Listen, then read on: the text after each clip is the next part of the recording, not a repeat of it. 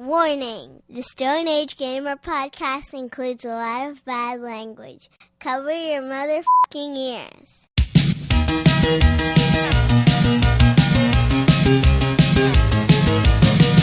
Good evening and welcome to the Stone Age Gamer podcast. I'm Kris Randazzo and joining me tonight is super fighting robot Dan Ryan. Mega Man. They just call him Mega. I hate that.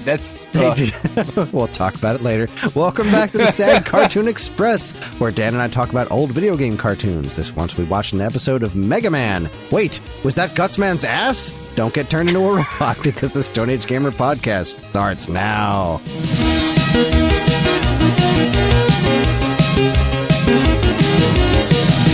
Oh my god, I can't believe we wound up with the Gutsman's ass episode. That was amazing. Hi, everyone. It's a weirdly sexual episode.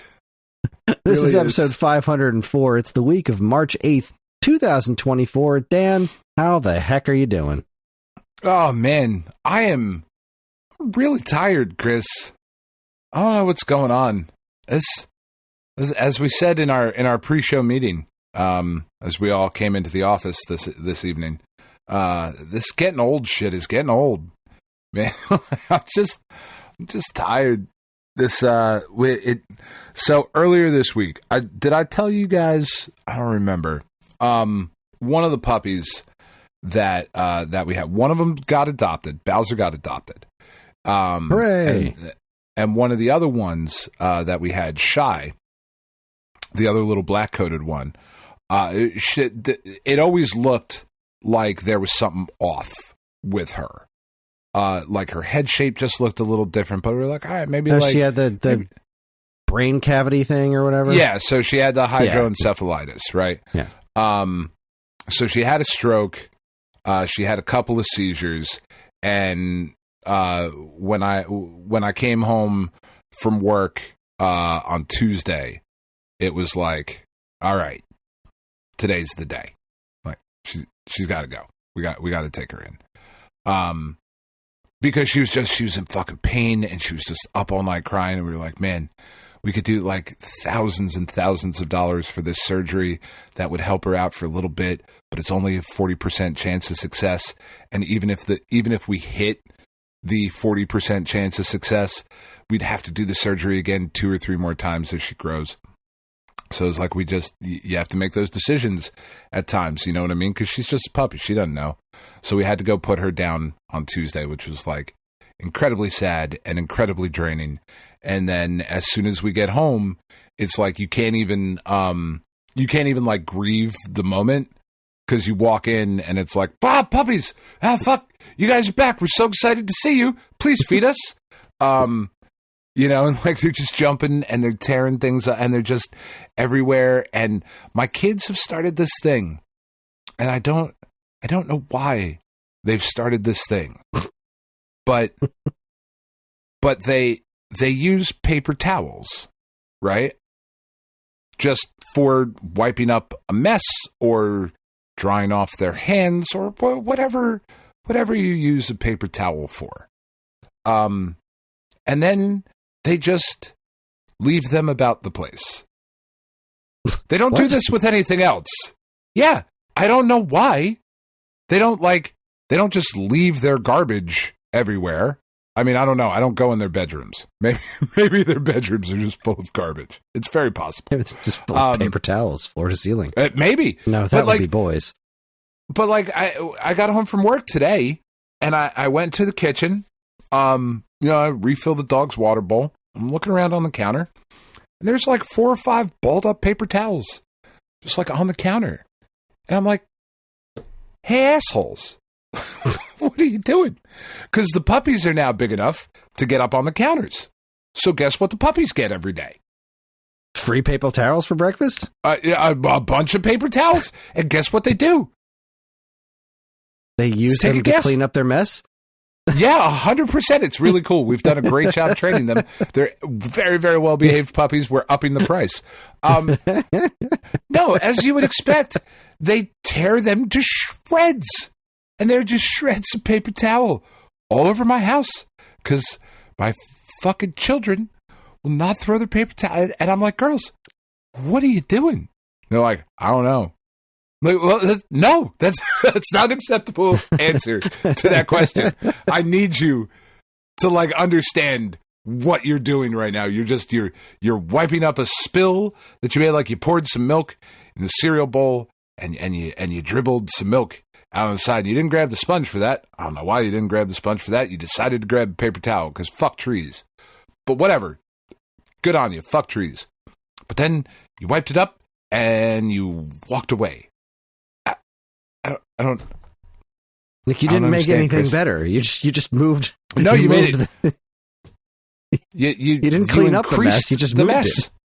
Yeah, you moved the mess into the paper towel and then made a mess with the paper towel. I don't really understand what is happening, but I'm about to move out.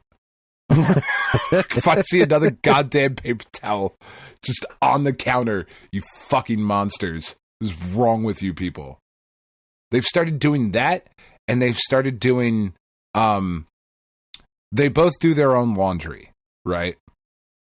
Which is great, because they're 14, and they need to be doing their own laundry, and that's a skill that they need to be practicing and getting better at and more responsible with, and all of those things. And it sucks. Nobody likes doing laundry. Laundry's no fun. But what they'll do, so like Katie will have a load of clothes in the washer and in the dryer, right? So if Penny goes down to do her laundry and Katie's clothes are in the dryer, Penny will just take them out and pile them on top of the dryer. She won't put them in a basket and be like, hey, Katie, you forgot these. Please come get them. She will just pile them on top of the dryer and then put Katie's other clothes in the dryer, put her clothes in the wash. She won't tell Katie that Katie's clothes are done. And because Katie's 14, she will naturally forget that she was doing laundry because she gets distracted by a video or playing guitar or doing whatever the fuck she's doing. So then Penn comes down again. It is hard to remember that laundry is happening a lot of times. That happens around here all the time. If I don't hear the laundry machine go off, it'll be like an hour and I'm like, fuck, I was supposed to advance the laundry at some point. Where is everything? Yeah, God damn it. Yeah, where? Sure. But Penn will then go down to put her clothes in the dryer. And Katie's clothes, her second load, will be dry. And Penn will take those out and put them on top of the dryer. And then put her clothes in the dryer. And then Katie will go down to put her clothes in the wash, not notice or pay attention that there are clothes. And like, there's just a week's worth of laundry piled up on top of the dryer. And they have now remixed all of their clothes together. And I'm like, if I come downstairs and there are clothes on top of this dryer again, you're fucking eating them. Like that. I don't. Them up. You could eat them for dinner. You're going to have fucking t-shirt soup, you pricks. Knock it off. Because eventually what happens, because our washing machine and dryer, they're downstairs. So the dogs, our dogs, Yogi and Dozer and Willow and Sarge, will be downstairs so that they're not up fucking with the puppies or whatever. And they'll bump into the dryer because they're big and they're oafish and they jump on each other and all of those things. And they will knock the clothes to the floor. And then guess what happens? They chew them up. Oh, no. They chew them up. And then the kids are sad that their favorite t-shirt now has a bunch of fucking holes in it because the dogs chewed it up. And then they come to me and they're like, I need new jeans. The dogs chewed my jeans up. And I said, you are going to school with your ass cheeks hanging out. I don't give a fuck. I told you to get your shit off of the dryer. What's wrong with you? Paper towels and teenage laundry just all over my head. It's like a fucking emo song. There's a song in there somewhere. Very, very tiring. I'm tired, Chris. I'm just tired. I understand. And that because of the exhausting. puppies, like I was saying last week, like because of the puppies, they're not getting smaller, which is weird. I thought you would think as time goes on, they would start going the other way. Like we just can't fucking do anything, can't play a game, can't watch TV, can't really do much that requires sound because they are all encompassing. So I just sleep. A lot of dog. It's, oh my God, it's so much. It's so much. One should be, so we're recording this on Friday. I have a meet and greet for one of the male puppies should be getting adopted tomorrow, either Yoshi or Wario. So we'll be down to 3, which really feels like much more manageable. It's really like, I don't know how much of a difference it's going to make. I hope it makes some sort of impact. If we could get the mom adopted, that would really, really help too. It's just kind of hard to adopt out a former working farm dog. You know, it's like, all right, well, you want a 100-pound couch potato? That's kind of a hard ask at times, you know, because people who are looking for Anatolian Shepherds are looking for working dogs. They're looking for livestock dogs. And Peach is just not very good at that. So that's fine. She's an excellent pet, but that's just a lot of pet to bring into your house. But she's like a teen mom. You know what I mean? Like she plays too much and she's too rough with the kids. And she doesn't really discipline them as much as like, oh, well, the kids are fucking around, so I guess I better fuck around too. And I'm like, Peach, you can't run around like a puppy in the goddamn house. You're 100 pounds. You're breaking shit. Knock it off. And I yell at her and she looks at me like, okay. Like she looks like with a real shitty attitude. Fuck, man. Tell me. Going back. Go, yeah, really. Don't tell me. I'm a mom too. You don't know everything. Fuck, I'm going back out into my office. It's a weird life I've settled into, Chris. Yes, I don't know indeed. what's going on? Really, I don't know how I got here. I really don't. It's just strange adventure you've been on. It's just shit just keeps happening. Like, all right, fucking do it. It's because I don't say no, Chris. Well, that's what it is. Yeah. I don't say no. You didn't learn. That was the whole rule in school. In schools, just say no. Nope, you were like, fuck didn't that, learn. I'm a rebel. That's right. Want to do some coke? Yeah, fuck. Awesome. Sounds great. You got Pepsi. Shut up. What's wrong with you? How dare you?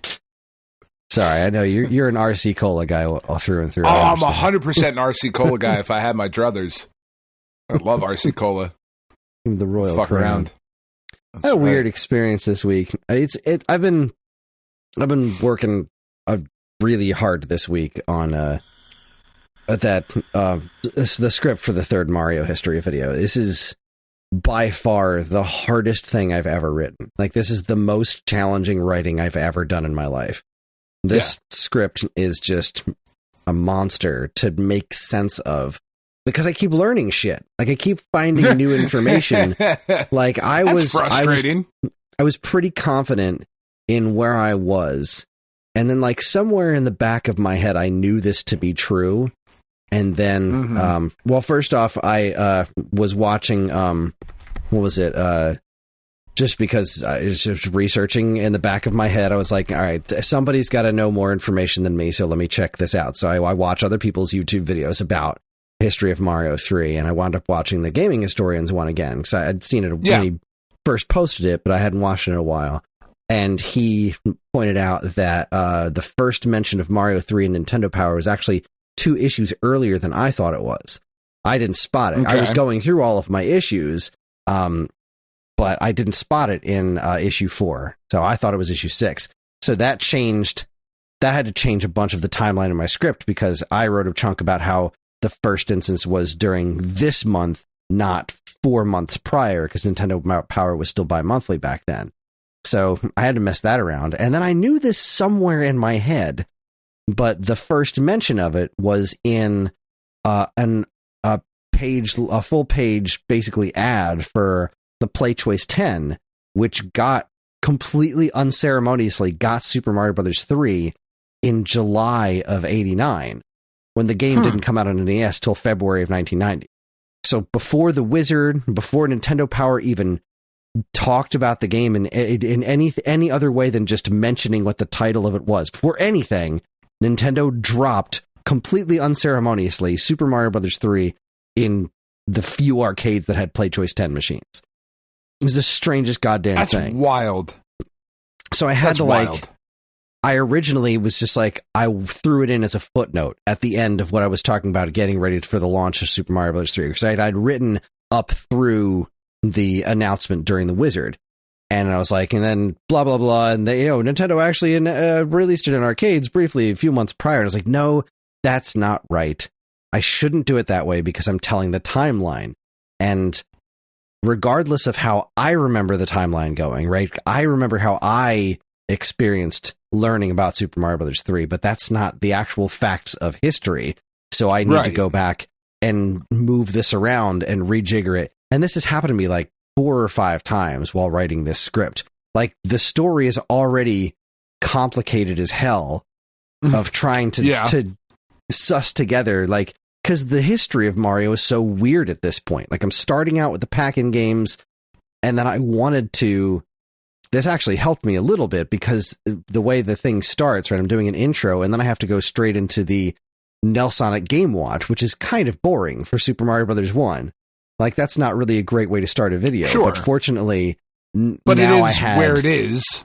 It is where it is, but that finding out that Mario 3 was in that earlier issue of Nintendo Power, I could then do a bit about the Play Choice cabinets themselves and how that was how Nintendo evolved their dwindling arcade business, and that's how they announced Mario 3, and then move on to the Nelsonic Game Watch, which I must say I'm very happy with my transition, right? Because I'm talking about how they announced Super Mario Bros. 3, and I said Mario's world was about to get much bigger, but not before getting much smaller. And then I talk about the Game Watch. It's like, oh, well good for done. me. Yes, writing.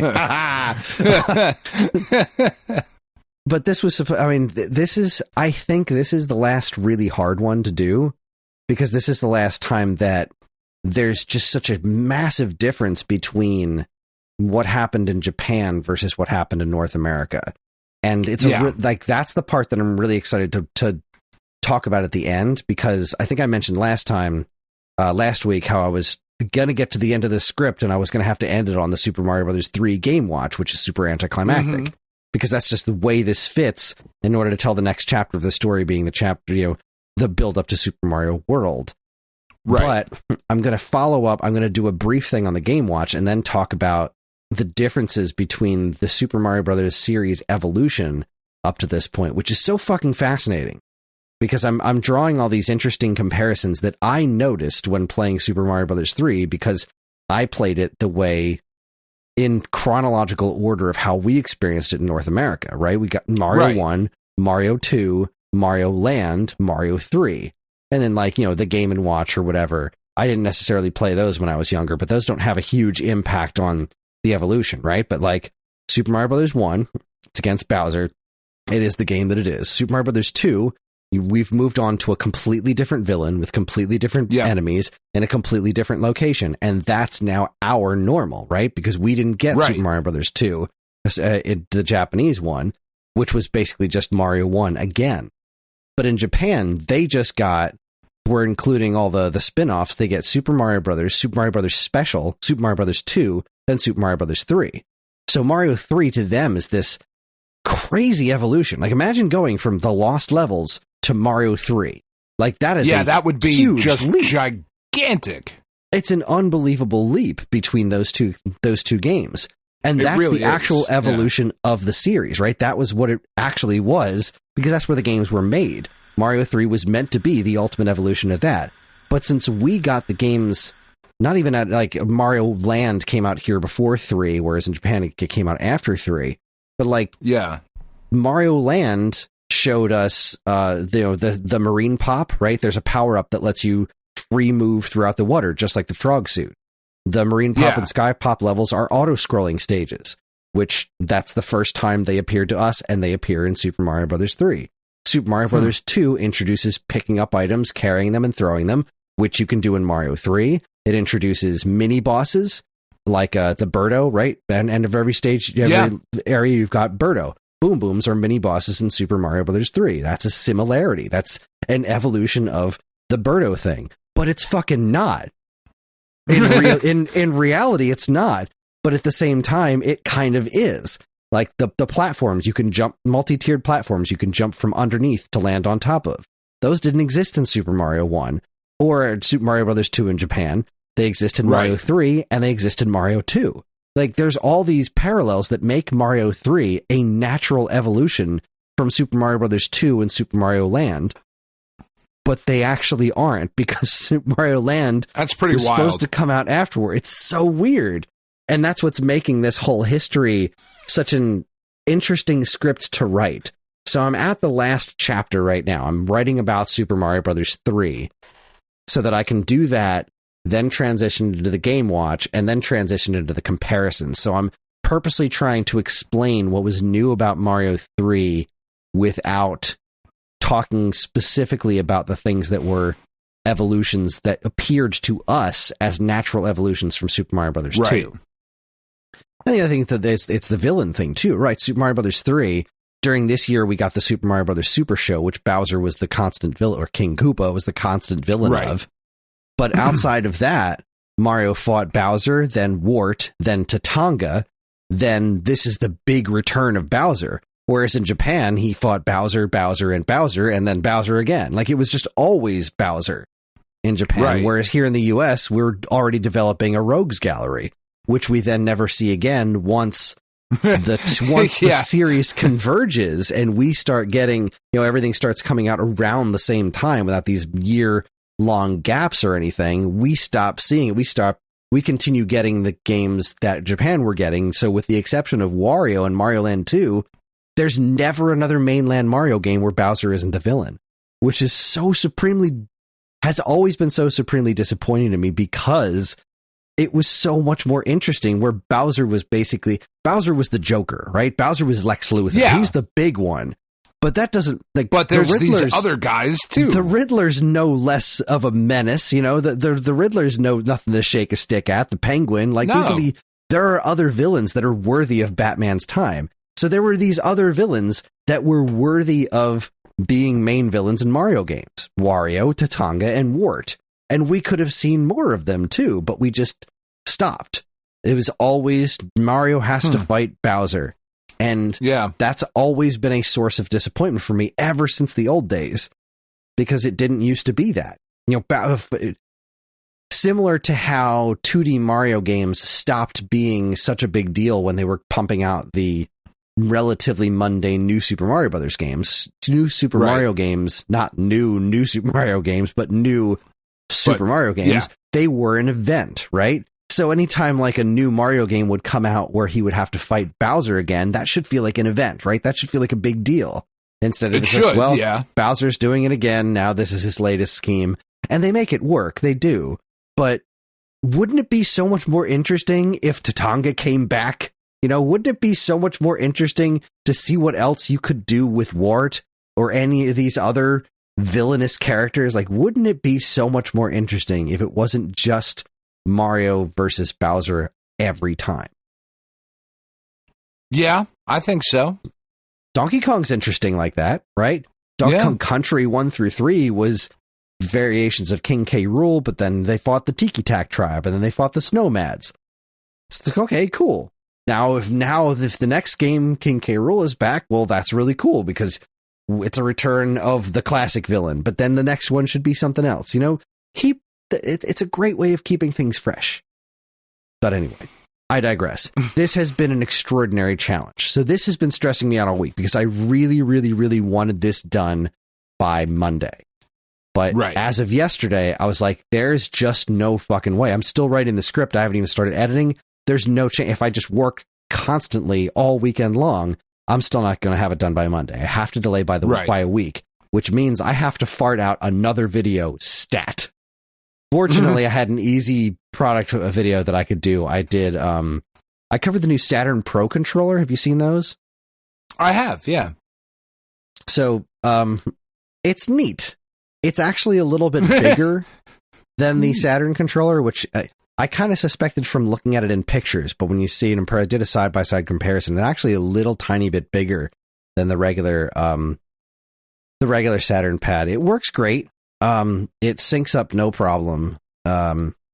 And I tested it on like Street Fighter Alpha 2, obviously, because if you're going to test a D-pad on a controller, that's what you do it with. So I was able to play Street Fighter Alpha 2 flawlessly on the D-pad.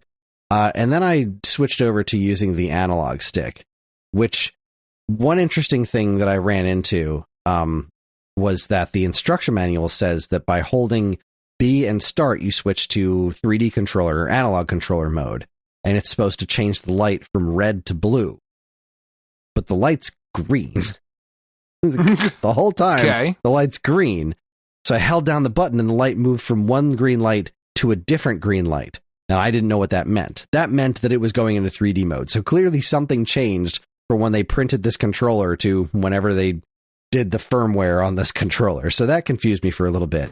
And the analog stick, like it looks in the in images, the analog stick is weirdly small. Like, I really don't know why this controller is made the way that it's made. It seems like it almost seems like they were trying extra hard to make it fit within the parameters of the original Saturn controller, except they already changed the size. So at that point, you're no longer matching the feel of that controller. So why not make these analog sticks a little bit easier to use? They're really not a problem. They're really not uncomfortable. I don't want to make it sound like they're uncomfortable. It's just that as I was playing Knights, I was playing Knights for the video because that's the one that I thought was the easiest to illustrate the analog movement, right? Because like you use the D-pad and he's going to move in one of the 8 directions, but if you're using an analog stick, you can show him change very slight directions with the 360 degrees movements. So as I'm playing it for a little while, capturing the footage, like I'm just it feels weird under my thumb, this really tiny analog stick. So it's kind of a weird thing. But other than that, so I was able to cobble together this video. It's not a new 3DS nub, but right, it's not that, but it's like it's not as good as I feel it could have been.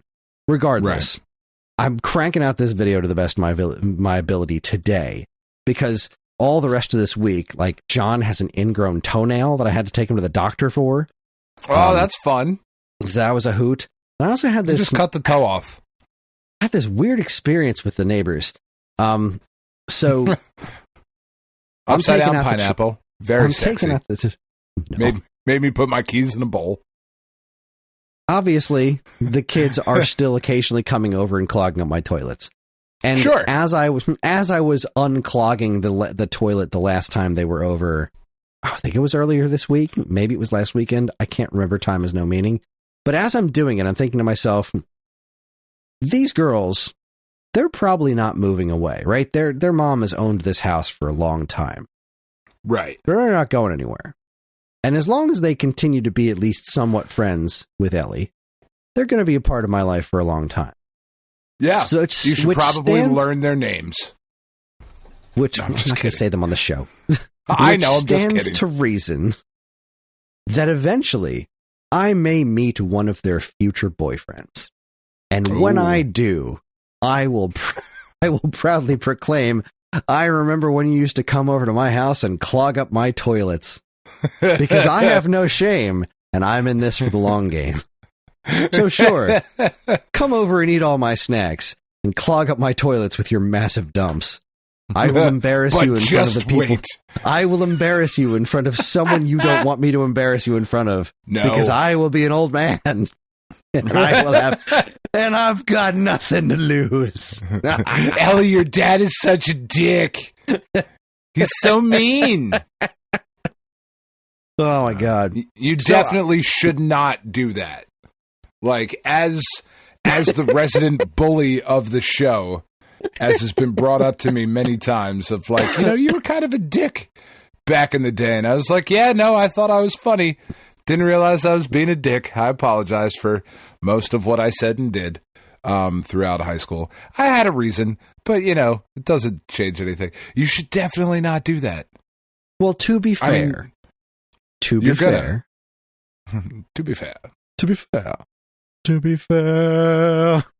if they bring home a boy, and that boy is so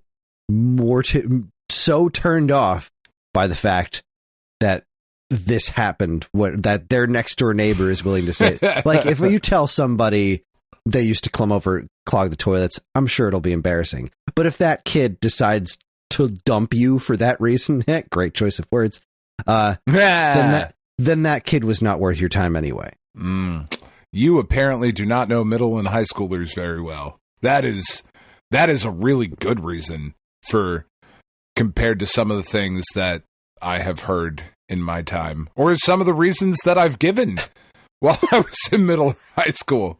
That's a much better reason than some of the ones I have. And even if I don't do it, I can threaten to do it. So there's that.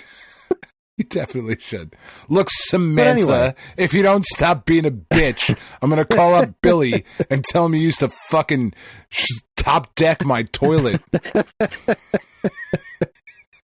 So yesterday, I'm taking out the trash, and Ellie and the girls next door are jumping on the trampoline. Because they have a trampoline back there, which is just... There's a reason I would never, ever buy a trampoline with my kids. Because they're so fucking dangerous. Oh my God. So anyway, they're back there. And earlier in the week, the younger daughter, she got hurt on the trampoline. Naturally. So there was a rule put into place that they weren't allowed to do any tricks on the trampoline without a grown-up present. So I got to take out the trash. You're not allowed to bring a baseball bat onto the trampoline any longer. No more chainsaws on the trampoline. Oh, fine, Dad. So I go outside to take out the trash, and they start yelling Jelly Bean. They call me Jelly Bean. That's really fucking demeaning. That's awful. This is another one of the reasons I'm keeping the clogging up my toilets. Take back everything I said earlier. Fucking destroy those bitches' lives. They fucking call me Jelly Bean. I'm a grown ass man. Fuck you. I don't know. I don't understand what it is. They just decided everyone needed candy nicknames, and I became Jelly Bean. And then, a few weeks later, they started giving each other candy nicknames. So now we all have candy nicknames. But whatever. So anyway, they could have called you Mr. Reese. That would have been fine. Could have called me any number of things. They could have called me anything with even a modicum of respect. But here we are. But Jelly Bean is it is. Jelly Bean it is. So, Marshmallow would have been worse. True. Payday? That'd be a weird thing for a little kid to call somebody. Hey, Payday. What's up, Fifth Avenue? Take 5. How you doing?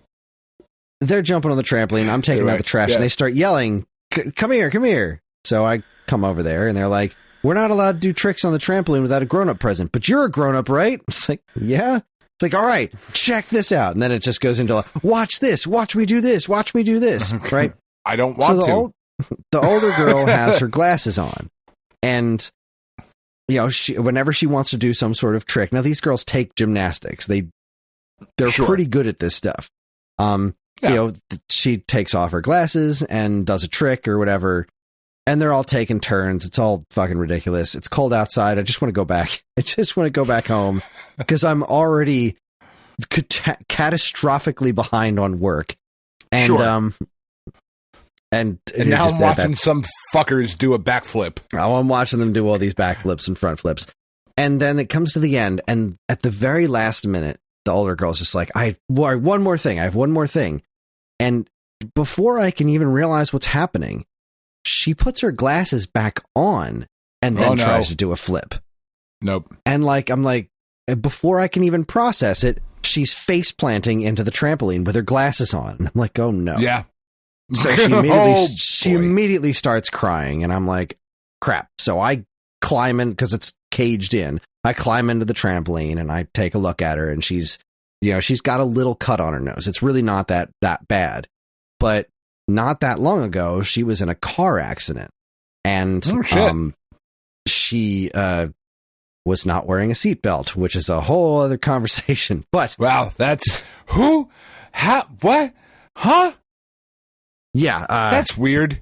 Yeah, but I thought that was the thing that we licked that one. That one's good. We all put our seatbelts on now too. That's what I thought. That just doesn't seem like a thing we have to talk about anymore. Apparently it's not. We're just driving around with kids without seatbelts. So she got into a car accident, and she put her hand on her face. Was she driving? Thankfully, no. Okay. She put her hand on her face, and then she looked down and she saw all this blood on her hand, and she started freaking out because she had recently had a car accident, and in a similar situation, there was blood all over her hand. So, I carry her out of the trampoline, and I bring her inside her house, which I've never really been in their house. Like, I've been in, like, the front door, but I've never really been in, like, their kitchen or anything like that. So I don't know where anything is. I can tell that it's a small cut, but she's, like, kind of freaking out a bit. So I put her up. I carry her inside. I put her up on the counter. I grab a paper towel. I clean it up, and I show her. I take a quick picture with my phone. I'm like, look, see, it's a barely mosquito bite. It's going to be just fine. I calm her down. I settle her down. I get a nice pack. Wrap it in some paper towels. Crumple up the paper towels. Leave them on the counter, as you do. Fucking asshole. Learned it from you, didn't they? You fucking they prick. Did. I've been secretly training them just to drive you nuts. You're like a fucking sleeper agent. Fucking read Catcher in the Rye. It's awoken their paper towel bullshit. The amount of hours I spend driving to and from your house just to teach them. It's fucking effective. I'm so angry about it. I'm dedicated to my craft, Dan. I'm dedicated to my craft. It's like it's made me one of the angriest people on the planet, I think, right now. It's fucking infuriating. Well done, you. Well done. So, anyway, I go into the freezer. I get a nice pack. I wrap it in paper towels and put it on her face and, try to make her laugh and everything. I get everything calmed down. Now, her mom is a hairdresser, and she has a client in, right? Because they like front chunk of her house. She has like a little area where she does hair, and she has somebody there. And I was like, okay, you got hurt on the trampoline. You should go tell your mom, right? Because I don't want to be like later or wherever. Just like at some point, you should tell your mom. And that's when she overhears, like, because I've been in the kitchen for a while, and mom, is not chiming in at all, right? I was not hiding my presence. Mom is cool with a strange man handling her daughter in the kitchen. So she finally, see, I don't know, I should say names, but the older kid, the one who got hurt, make up a name. I'm bad at that. I seriously can't think of one. What the fuck's wrong with me? I cannot think of one. Just say a girl's name that is not Ellie or the child's name. Amanda. So let's say Perfect. Amanda. Thank you. Good God. Any name would have been fine. It's just Mama Lick a Boo Boo Day, as this fucking old Howard Stern bit. Just sent you a message. Amanda, anyway, she's like, there's something wrong with my brain, Dan. I don't know. I'm fucking broken. Really fucking is. Lois Lane is the fucking going comic book characters. Jesus. Lois. I don't know. Lois. And Evan just saw the message with absolutely zero context. Anyway. So, God. Lois goes to talk to. She mentions out loud, like, "What's going on?" And she's like, "I fell." I kind of jump in and say, "She fell on the trampoline. She's perfectly fine." I pushed her, and then the jelly bean her again. Mom shoved that bitch down. Her mom kind of like annoyedly goes into the kitchen, like, "Oh, we got to get an ice pack on and everything." And I was trying to tell her, like, I did that already. We're kind of past this. She needs it to be band-aided or whatever. But I don't want to tell her how to administer first aid to her kid. I don't know what she does, right? I don't want to overstep my bounds. Sure. But I felt like the entire time that she was looking at me like I had just strolled in and be like, "Your kid's bleeding. I don't know what to do." Like, I handled this situation. I calmed her down. I stopped her from crying. I carried her inside. I cleaned it out. Like, I did my part, but it seemed like she thought I didn't do my part. And she didn't say anything, but it was like a vibe I got of like, she's not my kind of person, but I have a lot of empathy for her. She's okay. I understand that she has a difficult life. So sure. I don't know. I just got a weird feeling. It's been floating around in my head this whole time of like, I don't know what I should have done better in that situation. I don't know what else I could have done, right? Because like this little kid, Lois, is like the physical embodiment of daddy issues. Yeah. So, excuse me. It's and that's probably part of it. You know what I mean? Like, honestly, like psychoanalyzing this woman that I've never met, which is, boy, if that's just not a straight white American male thing to do, just let me just analyze this person who I don't know. But yeah, like that, there's probably some trust issues and things like that going on. And, you know, that's tough. It's just, I feel like I came off like an irresponsible person and like, no, I did this already. I handled this situation perfectly. And it just seemed like I came off that way. And I don't know why it's bothering me so much. I handled this situation perfectly. Nobody's ever, people were coming up to me. They were saying, sir, we've never seen anybody handle a situation like that before. We're selling them sneakers. It's going to be amazing. You don't know. Oh. Throw up. But yeah, it was just it was just such a strange situation to be in, and like, yeah, I like these kids. Sure. Obviously they annoy the heck out of me, but you know, well, they're children. Yeah, they're 5 and 7-year-old girls. Of course, they're going to annoy the heck out of me, but I think they're good kids, and I like that Ellie has somebody to play with all the time, and yeah, it was just like they're here all the time. They spend just all the always. They just spend a shit. So I don't think there's any sort of mistrust going on because she just leaves her kids at my house for hours at a time. Like, I mean, maybe she doesn't like her kids. I'm not going to comment on that one. That hadn't crossed your mind, did it? No. Oh, thank God. There's somebody else's fucking problem for a little bit. That definitely crossed my mind. I don't necessarily want to talk about that on a public podcast. I got thoughts, but anyways, we have some lines we won't cross. Sure. Stop. This line crossing. It's like privacy. I don't know. Not that it matters. Nobody knows who my neighbors are, but whatever. No, definitely not. Definitely with the super secret code names you've given them. Yes, indeed.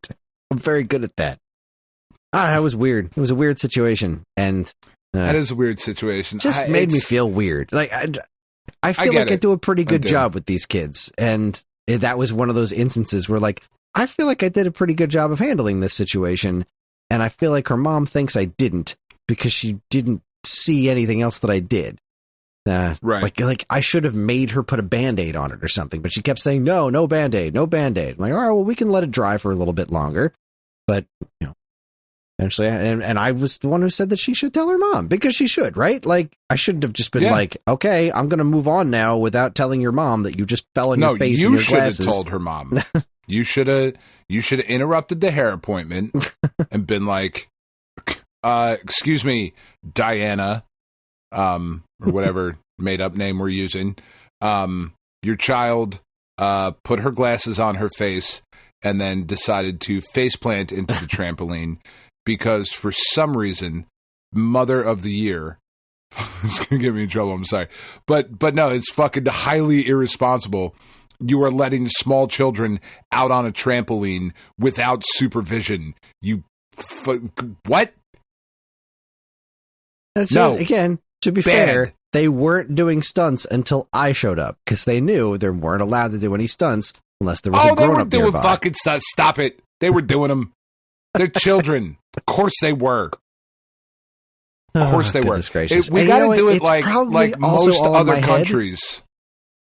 Well, probably. It's because, like, the first thing she said when she came out, she said, this trampoline is going to be the death of me. And I'm like, well, yeah, it probably is. Well, no, probably your kids, you monster. You don't jump on it. And you didn't dig a hole like the rest of the world does. Like a lot of other countries. I don't know how many, but I have seen it. So I'm going to say most.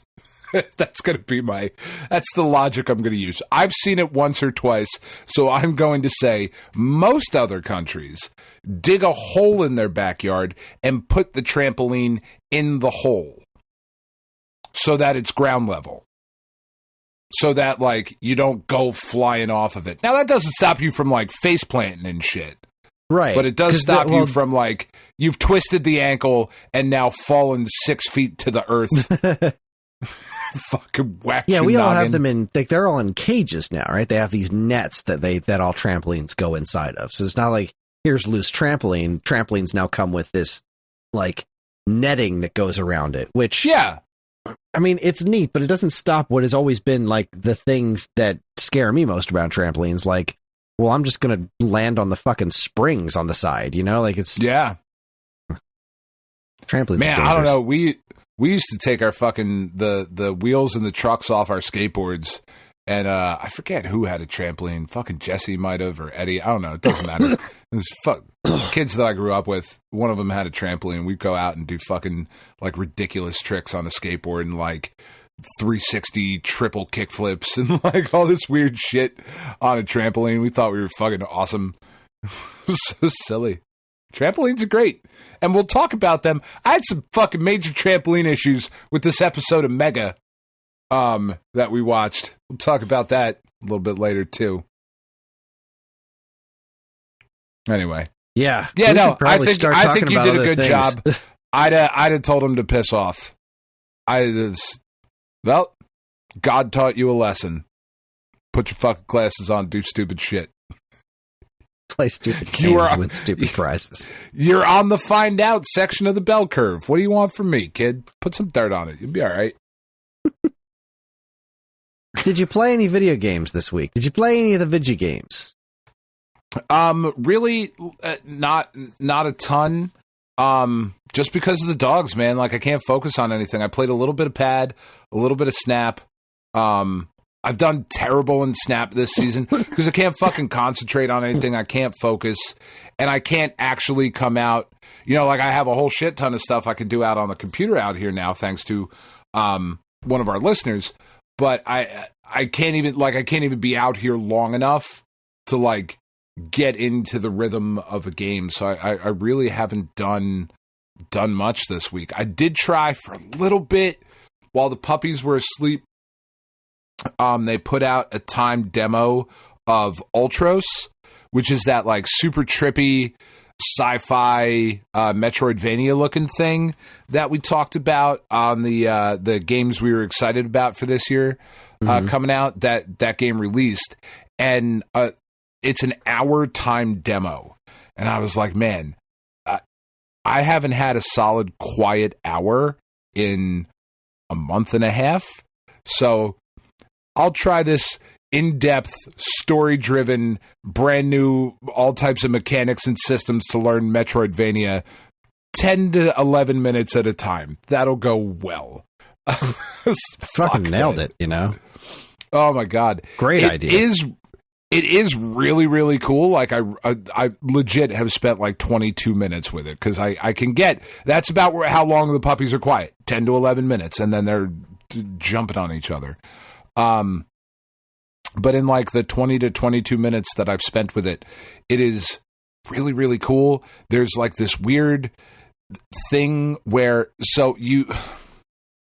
I haven't really spent enough time with it to really get it, but you eat the things that you kill to unlock memories, I think, is what, I don't know. I was just trying to like get through, like, there's too much reading. Fuck, I just want to get back to the combat and see how the game goes.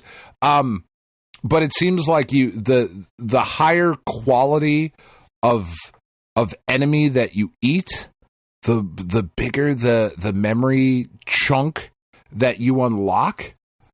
Which will have, so I haven't unlocked any of them yet, because what I thought was interesting about it, if you defeat an enemy poorly, okay, so like if you just go in there and beat the shit out of them with this first like sword that you get, if you just go in there and just wail on them instead of doing like the counter, because there's a roll button, so certain enemies will attack, you can roll through and counter attack. It's what you're supposed, like in Dread, how like you're supposed to parry enemies and whatnot. It rewards you for killing them in the right way by giving you a better quality of meat once they're dead. And it's weird, like it says in the little info box when you pick it up, it says, this meat isn't very good. It's been beaten to a pulp. Probably, it was probably handled in a very inappropriate manner, or it was just bludgeoned instead of properly taken care of. It's like, fuck you, game. I got 10 minutes. I'll fucking eat a dick. Don't judge me. I'll kill this thing as quickly as I can. But I thought that was like kind of an interesting mechanic to reward you for doing the interesting mechanics of the game, is that it would give you kind of like a bonus for doing it that way instead of just like, hey, you have to parry them or you have to kill them this way. There's like a tangible benefit to it, which I thought was kind of neat.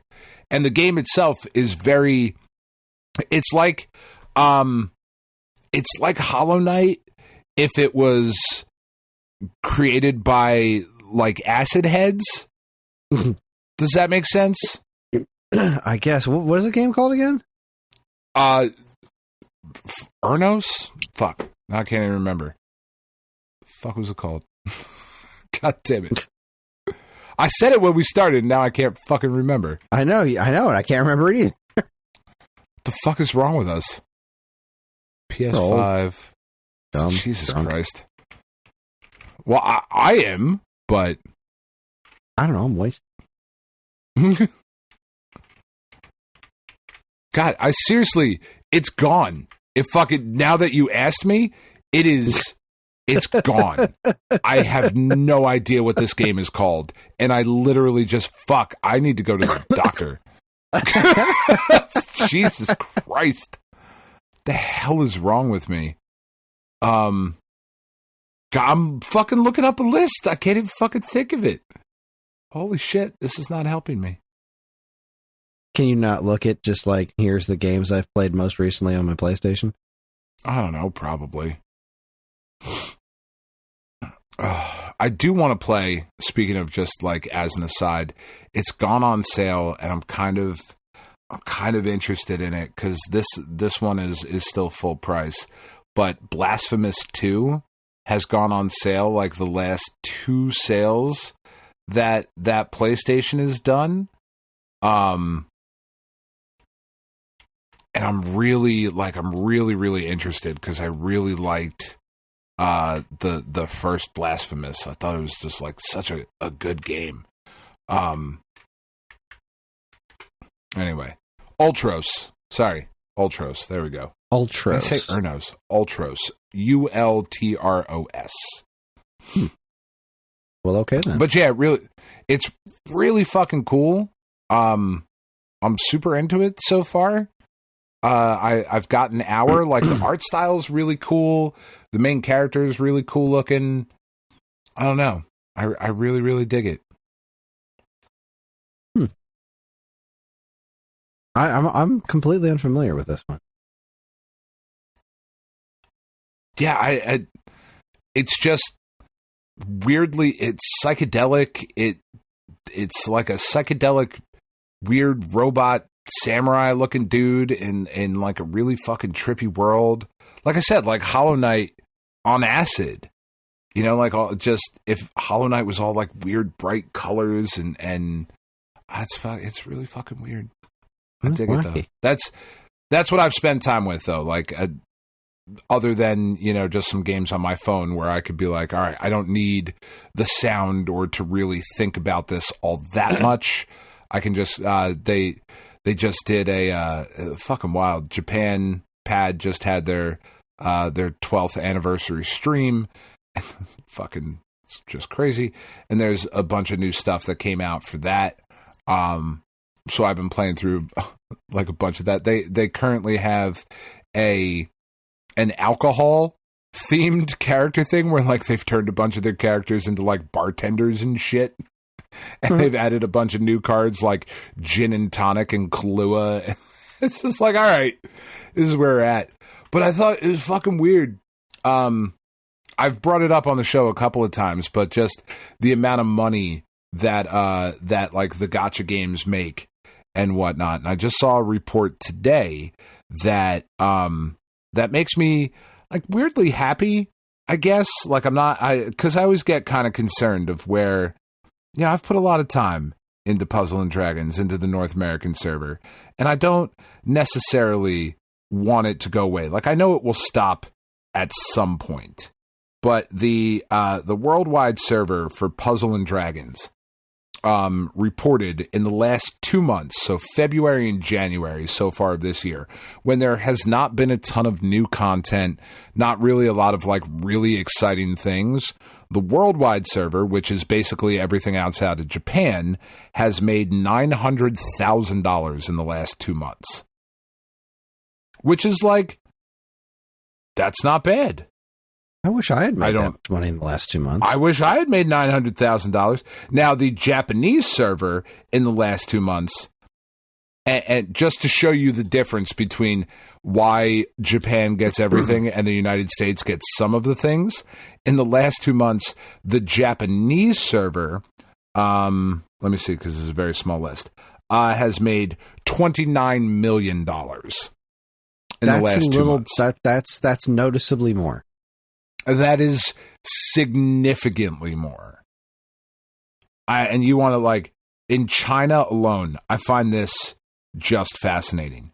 Just in China, just in February, Honkai Star Rail, which is the Hoyoverse game, just in China, $57.8 million.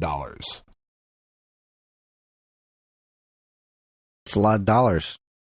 What the fuck, dude?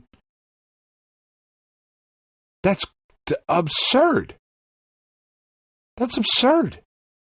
That's a lot of nuts. A game called Blue Archive. Have you ever heard of Blue Archive? I have not heard of Blue Archive. Made $6 million last month worldwide. The fuck is that game? I don't even know. I don't know, but I want in. I want to make millions of dollars. The lowest rated game on here, the lowest rated US game, is Tact Op Symphony. It made $40,000 in January and $15,000 last month. Like, now that is a significant drop off month to month, but a game that I have never fucking heard of. And I play a lot of mobile games. I get a lot of mobile game ads served to me. Made $55,000 in 2 months. What are we doing wrong, Kris? We just gotta come up with a video game. Like, and I don't even think that we should really bury the lead. I think we just call our game Big Titted Anime Girls. Like, we just put it right out there. I mean, maybe we could abbreviate it. Call our game BTAG. BTAG! What a good name. Yeah. BTAG, you're it. Oh, it's so good. It fucking sells itself. And it's not even a game. It's not even a game. You just fucking pull different cards of different big-titted anime girls, and like if you shake their phone, they'll fucking shake around. Oh my god. And I guess you have to, like, all you got to do is you have to tag your friends in it, right? So the more friends, so basically a pyramid scheme, right? Yeah, basically. You play B-tag, you're it. You know, they'll tag their friends and they'll tag their friends, and tagging your friends gets you bonus girls or something like that. And then we just go. We have going from there. Some sort, whatever cheeky currency we came up with. Right. Yeah. Get you bonus fucking tokens or fucking, I don't know, VHS tapes. Fucking Jesus. This sounds like a really good idea. It's money in the bank. And you can just imagine the commercials. I already got. Do we have the fucking script for me to read about a dirty PCB? Because we might as well throw that in here too. Not yet. I'll be sure to come up with one. BTAG, you're it. Like, oh, gross. Gross, but I'm weirdly in. All right, let's see. Let's try not to make this another 2-part episode.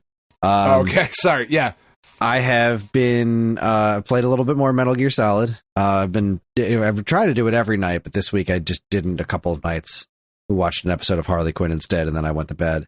But I'm just about at the end. I'm on disc 2. I'm at Metal Gear and running around doing the key cards and different temperatures and stuff. So I'm pretty much at the end.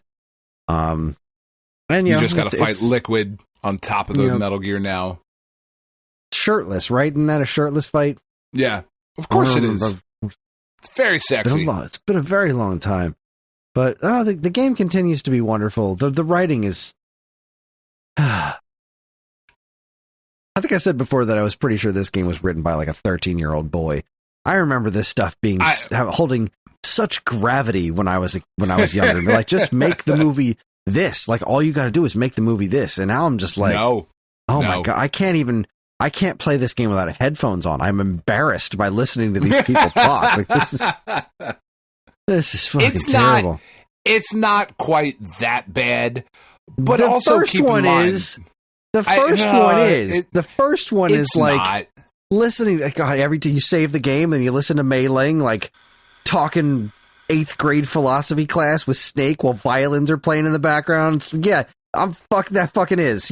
No. No.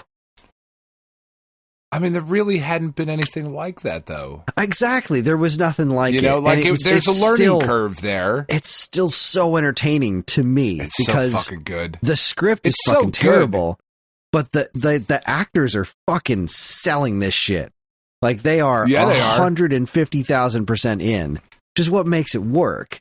And the gameplay is also really good. Back when Metal Gear Solid had gameplay instead of just movies. So that's... I'm very interested to finish this one off and move on to 2. I don't think I'm going to have time to play through 2 and 3. And seeing as I've never played through 3, I want to put like an hour into 2 just to get a grip on what it's like, because that's the one that has the technical issues. Right. That's the one that runs at inconsistent frame rates. That's the one that people complain about. I'm pretty sure 3 runs just fine, and 1 obviously runs just fine too. So that's neat. But more importantly, my Mario vs. Donkey Kong finally showed up. I played through like the first area in that. I did the first Donkey Kong boss. And that game just sparked a whole thing in my head of like, I spent $50 on this. And I don't regret it. I don't regret it in the least. And you know what? I bet there's a lot of other people who don't regret it in the least either. This game is just fine. It's a fun little thing. It's probably not going to sell a bajillion copies, but it's also probably going to it's probably going to turn a profit just fine. And then I look at the news of this week, which we'll get to in a bit, and I look at this game like, they don't make these games anymore. Nobody else makes these games anymore, except indies, which is a pretty different animal from a first party doing it. Nobody makes these games anymore. That is a huge fucking problem. There is nothing sustainable about what's going on anywhere else in the gaming space, where Nintendo's just living on a whole other fucking planet. Yeah, they really are. They're the only ones out there running a sustainable fucking business. And it's baffling to me, especially Sony. Because I'm playing Metal Gear Solid, and that was PlayStation 1. And that was a system that had Metal Gear Solid and fucking Frogger, right?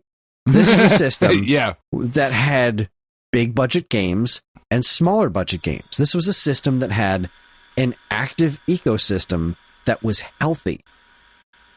There were big budget games like Metal Gear Solid, right? There were these new projects that were ambitious, like Final Fantasy VII. But there was a ton of other stuff that was Ape Escape, Yeah. That was Blasto. I guess you're just talking first party kind of stuff, but right.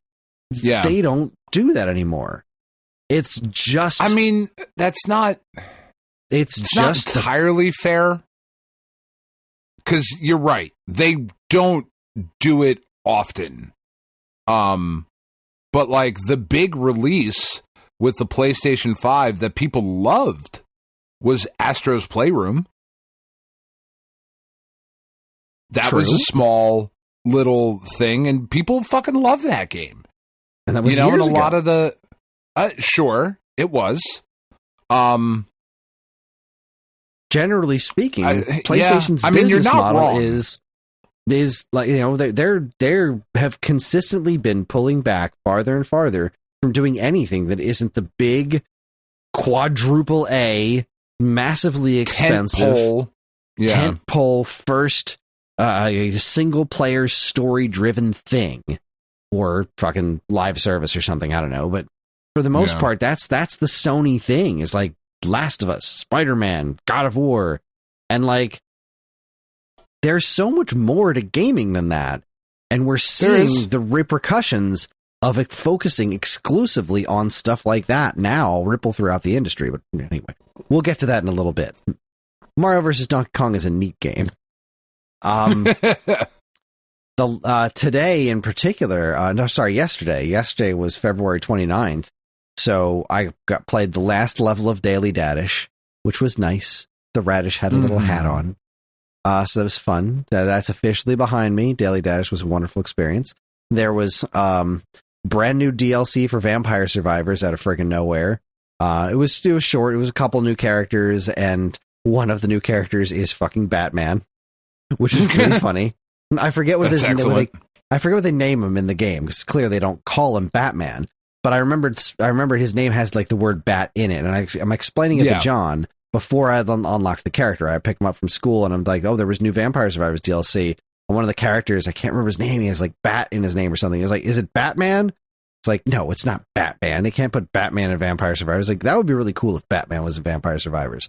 So then I spend I spend the rest of the evening working on unlocking this character, and then I do, and it's fucking Batman. It's like, it's just Batman off-brand enough to not be named Batman, because it's fucking Vampire Survivors, and this game's goofy as hell. I'm like, so I will go upstairs, and I'm like, John, unlock the other character. It's fucking Batman.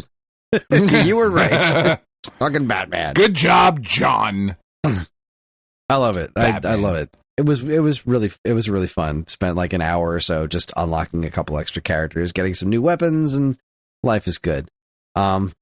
And most important of all, though, the biggest one of all to me was Runner 2 is finally on the fucking Switch. Yeah, and oh my god, that's pretty awesome. It's been about time. So I have in my head consistently said that Runner 2 is my favorite one. But just to kind of, run myself up to it, was playing a little bit more of the first Runner. I played a little bit of Runner, the original Runner, and then I played a little bit of Runner 3, and I was like, man, these games are really freaking good. And then I played Runner 2, I was like, this is so much better. Runner 2 is the perfect expression of that gameplay. It's like it's so much more refined than the original game. It's fucking gorgeous. Runner 3 was more ambitious, but sure, it got in its own way with all the ambition. It's still a fantastic game. Runner 2 is that perfect sweet spot. I've just been enjoying the shit out of it. And it's also Karen's favorite game ever. So she's just over the moon to be able to have that on the Switch to, play when she's not playing Suika game. And it loads up so much faster on Switch. It's ridiculous. Like, as soon as it started, I was like, whoa, that was near instantaneous. That's wild. I seem to remember this having a lot longer loading times because it was on fucking Wii U. And it's also really nice. I know I could have played it on other platforms, but I just never did because I own the Wii U version. The Wii U version never got Pro Controller support. It was only ever the fucking gamepad. So it was really nice to be able to play this game with a regular controller. So, yay. That is kind of nice. There was also a Star Wars Dark Forces got remastered. I've never played that before, but I finally looked into it. I was like, oh, so this is like Doom, but Star Wars. Like, obviously, that's kind of massive not oversimplification. Really, but like just looking at it, like, oh, that's this era of first person shooter, but Star Wars. I could probably get into that. So that's on my wish list. And Euphoria 2 came out today. It's $25. I'm thinking about it. we'll see. I was going to throw some money at Limited Run today for the Contra physical edition, since they said that the frame rate's going to get fixed, and I really want to buy RZ physically too, but money's a bit tighter than I want it to be, and I'm trying to save up for stuff, so it's like, okay, don't need these things. I could just save the money and buy them digitally. I'll probably regret it with Contra in particular in the future, but I feel like Contra is one of the ones that you should have physically. Right? I would regret not if it turns out as good as Contra 4, I'm going to regret not having it physically. But money's just tight. Money is tight. I could theoretically get a review copy of Contra, or it's probably going to be cheaper digitally, which a lot of these games have turned out to be, which is the way it fucking should be. But 100%. It's that thing. It's that like, well, do I hold off? Like, I was fortunate enough to get a review code of RZ, right? So I've played that game and it was free to me. Right. I really liked it, but do I need to have it physically? Like, I'm looking at it now. I was like, well, it's only $35, but I'm buying a game I technically already own for $35 more.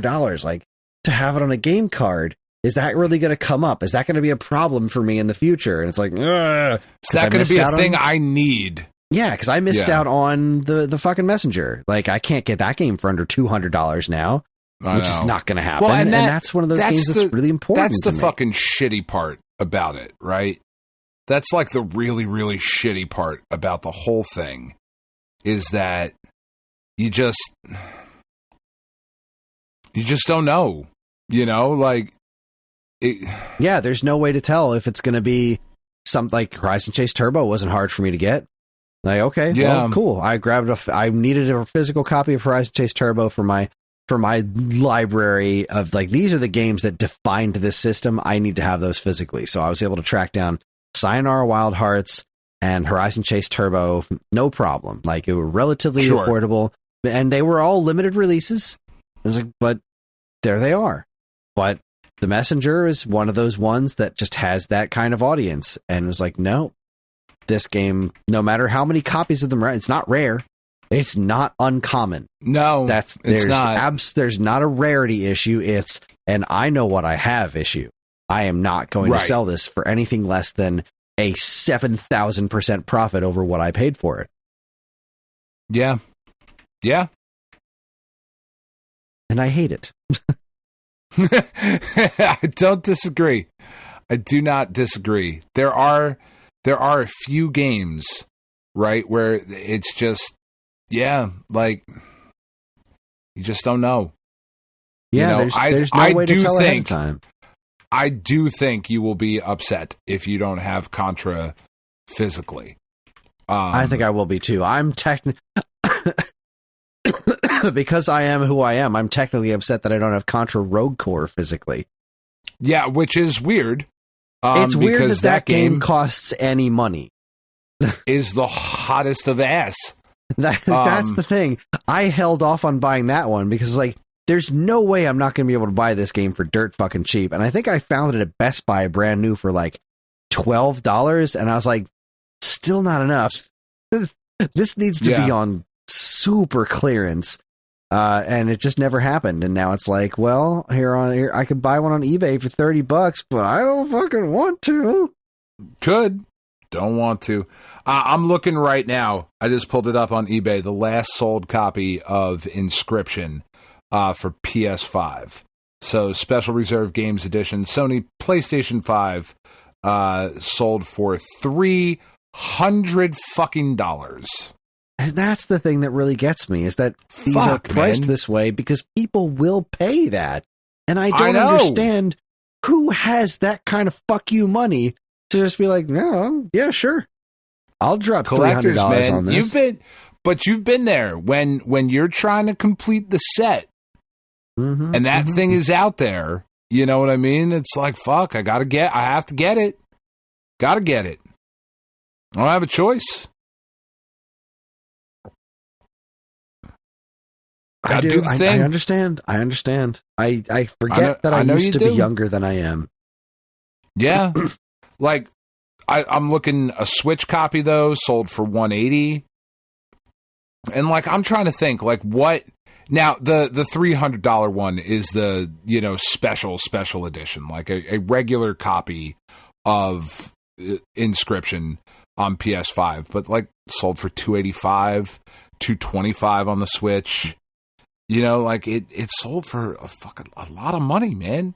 And I don't know what the price is that I would see it and be like, all right, I know that this is a limited thing. What's the price that I would pay for Inscription? But I don't think it's much more than like $60-$70. It's not $300. Like no, it's definitely not that much. I'll tell you that for free. It's definitely not that much. All right, we need to move on. But before we transition to week old news, we do have some listener request here. Trashman on the Discord writes, just caught the rest of 502. Thought it was funny. Kris was suggesting Rare Replay would sell like hotcakes on the Nintendo, and then we got a sample of that in the last Direct, which I feel is confirmation that it won't be coming to Switch at all. I couldn't agree more. It's definitely not coming to Switch now. Oh, that's what I forgot to write down. I played through and didn't beat Snake Rattle and Roll because there is no amount of rewind feature that will ever make the final boss of that game even remotely fun to play. So I just don't. So I just didn't. Using rewind to get through those last couple of stages was like, God, the last couple of stages of this game are brutal. I would never ever be able to beat that game without a Game Genie. So that was fun. I did that, and I did. I played a little more IC Pro-Am. I haven't put any more time into Killer Instinct or Battletoads yet. I do want to put a little more time into Battletoads. I want to see where that game goes because I don't know most of anything about it. And this is the Super Nintendo Battletoads, right? Yeah, the Super Nintendo one. The Super Nintendo Chalmers on there. Yeah. Yes. But anyway, the discussion around which games Microsoft could put on other platforms to hypothetically lure people to their own console makes me consider, what if the shoe was on the other foot? What titles would Nintendo put on the PS5 or Series X? Strangely, I feel like Splatoon or Metroid would be a good choice. What do you think, Dan? What games would Nintendo put on PS5 or Series X to try and direct people back to their system? Tears of the Kingdom, Breath of the Wild, the Metroid Prime Remastered Trilogy. Those, I think, would sell just a fucking stupid amount. I definitely agree with Trashman about on the fucking PlayStation.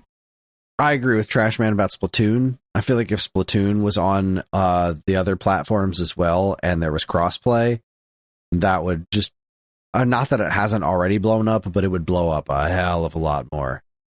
Yeah. Let's see. I guess I don't disagree. Splatoon would be a good one. Like, I don't think, because Mario's not going to do it. No. Right? Mario's not the one. Like, that's not. Mario's not going to direct you back to Nintendo platformer. It's just not. Right. No, it just isn't. And that's okay that it isn't. Like, that's okay. I'm certain it would sell, but I don't think it would do anything for Nintendo as far as, like, coaxing people into trying out their ecosystem.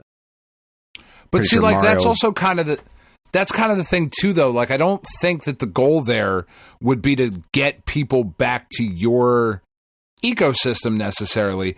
It's just sell more games, make more money. Right, but that's the question. The question that Trashman is asking is what would make that happen? Hypothetically luring people to your own console by putting games on the other. What games do you think would do that? That's the question that's being asked. Not necessarily what we think should, but like what if that was the case? If Nintendo was putting games on other platforms in order to entice people to try out their ecosystem, which games should they do? Not what Nintendo games would sell best on which platform. Yeah, I mean, I still think the answer is the same. Maybe the fucking the F-Zero shit. Oh, the 99 games? The 99 stuff. I think that could be really fun. And get people to really like invest and care, that sort of thing. Yeah, I don't know. It's an interesting question for sure. Yeah, I think you hold off on Tears of the Kingdom. I think you just do Breath of the Wild, and then if you love Breath of the Wild, you get Tears of the Kingdom on Switch. Like that. That's what you come back to Nintendo for, kind of a thing. Well, that's a pretty solid call. I think that's, all due respect, I think there's somewhat of a flaw in that question ultimately, because if I'm playing Tears of the Kingdom on the PlayStation 5 or on the Xbox or whatever, my assumption is that I'm going to have a smoother experience, just less loading times, that sort of thing. Now, does that get me excited for a Switch 2, like the successor to the Switch? Probably, but like to jump back to the Switch itself, I just don't know. I don't know that any of those games exist, honestly. I don't even know that, like, if Sony were to put God of War on the Xbox, people would be like, well, I gotta get a fucking PlayStation and see what else they got. Because I already got God of War. I got the thing. So I don't need to go back for the other games you're not going to give me.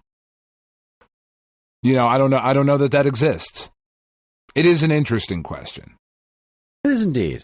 And thank you, Trash Man, for asking it. And with that, I do think there's a deeper conversation to be had about that at some point. But perhaps, now we must transition. We must move on to week old news. We must. This week in week old news, we have much to discuss. First things first, this got a lot of conversation in the Discord this week. Time Extension reports 3DS Virtual Boy emulation gives you 3D without the headaches. I have not tried this because I have not jailbroken my 3DS, but it does seem like a pretty neat thing. The Red Viper is a Virtual Boy emulator on 3DS that apparently does the 3D wonderfully well. I don't know. It really hammers home the point. And I know we had brought it up years ago. Everybody kind of did. Flippantly, somewhat in passing. And yeah, no, we certainly weren't breaking new ground by bringing it up. But like, how did you not do that?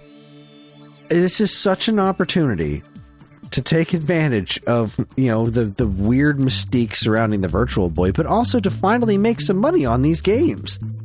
Yeah. A dude did this. A guy. Singular. You didn't need to dedicate a ton of resources to this. You just needed to do it. And this was your one opportunity to sell that 3D gimmick on these specific games. You didn't even have to do the entire consoles line. You don't have to track down the rights to fucking Waterworld. You just had to do the ones that you Nobody published. wanted Waterworld.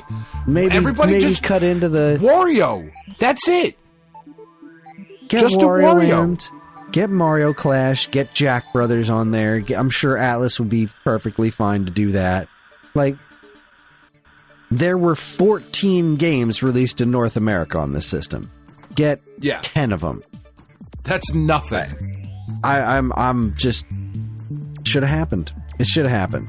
I'm glad that it has happened now through a third-party emulator. I wish I'd have to jailbreak my system to do it, but whatever. I do want to check it out because that Wario game is so good. It really is. I started playing again last time I had my Virtual Boy out. I put like a half hour into it. It's like, man, this game is really fun. This game's really well done. Anyways, moving on. Let's see if we can't group some of these together. Destructoid Destructoid reports Sony announces it's cutting about 900 goddamn jobs and is closing a London studio. This has been a brutal year for the game industry so far, and that's not even all, because we also have let's see, Electronic Arts is shutting down Studio Ridgeline Games, and it also did some mass layoffs with 5% of its workforce, which roughly equates to about 670 employees. That comes from Pure Xbox with that report. But it's not all terrible news. As much as I absolutely hate that we have even more of that nonsense going down, there are a few other things that I think are interesting that are happening right now. Embracer Group, which had been making acquisition after acquisition after acquisition a couple of years ago and is now tanking because you don't just go around buying everything without a plan on what you're going to do with them. Shocking. I know. Saber Interactive and possibly Gearbox are being sold off to different companies. Like they're instead of being closed down, there are other companies interested in purchasing those two. So that's kind of cool to see that. But the one that I think is the coolest is Toys for Bob, which is going fully independent. Which is great.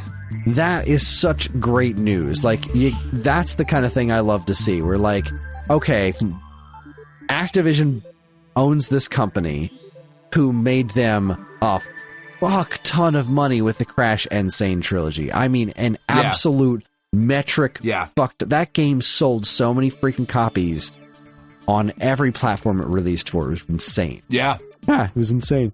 They had huge success with the Spyro Reignited trilogy. Crash 4 apparently didn't take off as well as they wanted it to, but I can't shake the feeling that game sold just fine. Like, I can't shake the feeling that game probably sold a very respectable amount of copies. It just wasn't Activision number of copies. It wasn't Call of Duty, so it sucks. Wasn't bottomless greed numbers of copies. So here we have Toys for Bob splits from Activision and Xbox and goes independent. But during this announcement, they said something about wanting to work with... They're excited to work on new projects, and they want to work with Microsoft again. Which makes me think, right... If Crash 4 was really as good a game as people said it was, I didn't play it. Yeah. I don't like Crash Bandicoot all that much. But maybe Crash 4 is actually a good game, because the original Crash Bandicoot is a piece of shit. So maybe Crash 4 actually is a good game. Maybe this is the company that's going to reach off to Microsoft and say, we will make a new Banjo-Kazooie for you. And wouldn't that just be fucking something? Because then, as an indie studio, they could... put it everywhere. You know, they could put it on multiple platforms. It seems like a good fit to me. But I don't know. Regardless of anything, it does. The fact that these big, horrid companies are firing all these employees, laying them off, is terrible. But seeing some good come out of it, of like these studios might not actually close. Maybe some people will keep their jobs. That's really refreshing to see. It's not... I feel like it's a very uncommon thing. So I'm really glad to see, especially the Toys for Bob thing. It's wild, right, when you think about... Spider-Man 2 is the best-selling PlayStation 5 game. Kind of unsurprisingly, right? Of course it is. It would either be Spider-Man 2 or God of War Ragnarok. It's like one of those two is definitely going to be the best-selling game on the system. Spider-Man 2 cost Insomniac somewhere around $350 million to make. Between tech and salaries and all of those things. So when you are releasing a product where you have to make $351 million to turn a profit, that is just an unsustainable business model. It really is. It just, we have gotten to a point where all of this shit is so absurd. And don't get me wrong, it was my game of the year last year. I think Spider-Man 2 is fucking brilliant. It's also weirdly part of the reason why I haven't wanted to jump into a lot of other games currently is because they're not Spider-Man 2. Like, I want DLC for that. I just want to go back and play that some more. I just literally have nothing left to do in that game. There's just nothing else. I can just randomly go beat up some symbiotes, but like, that's not, I want more of that game. But still, even with as good as that game is, $350 million? That is, and they're like, they're not alone in that amount of money for making a fucking video game. When you then look at, I just read a couple fucking games. I don't know how much it costs Puzzle and Dragons North America to run their servers, but they made $900,000 in the last 2 months.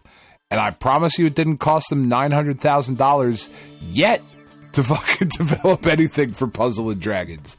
Like, it's just, we're in this really weird fucking space where these massive AAA games need to sell at such a number to justify their expense. Like, you don't want to see anybody lose their jobs, certainly, but you just kind of, I understand how we've gotten to this point.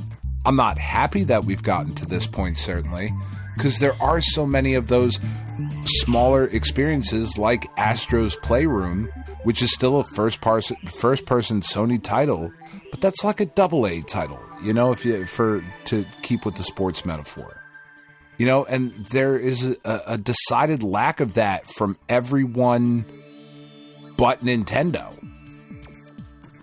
You know, Nintendo exists in their own thing. Like, and they say it all the time of like, the Switch is not really competition for the PlayStation 5.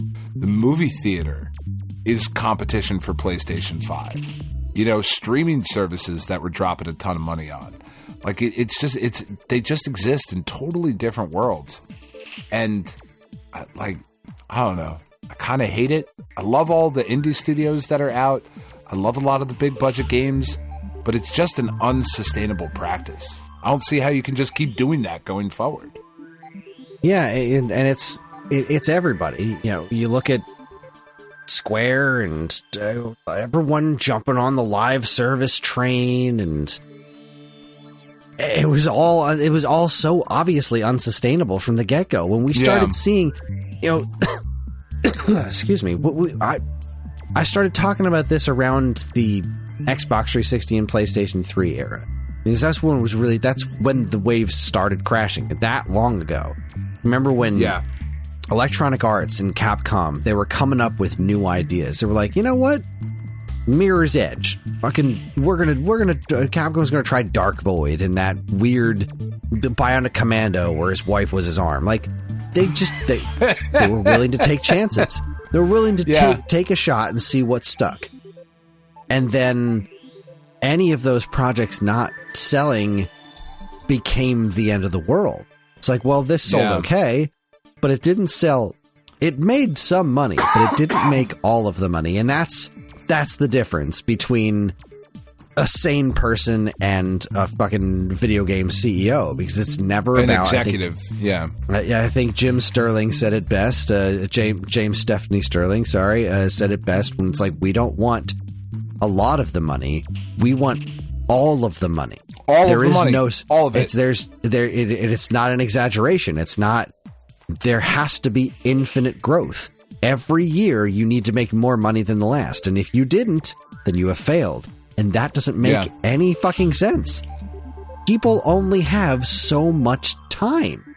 So if everybody's got 5 different live service games that require 7 to 8 hours of play per day, that's like another job. What are you doing? Yeah, it's just not going to happen. None of this makes sense. You're never going to get enough people to play all of these games. It's impossible. There aren't enough hours for people to do it. There isn't enough money for anybody to have to be able to do it. And yes, whales exist, which is fucking gross, but you can't build an entire business model off of that. And if you do, you're irresponsible. And that's where we've gone. Look at the unfettered opulence of Final Fantasy VII right now. This is fucking nuts. And yes, these games are very good, but if I've heard one complaint about both remake and now rejiggered, or whatever the fuck this one's called, is that there's padding. That there's chunks of the game that are just there to take up space.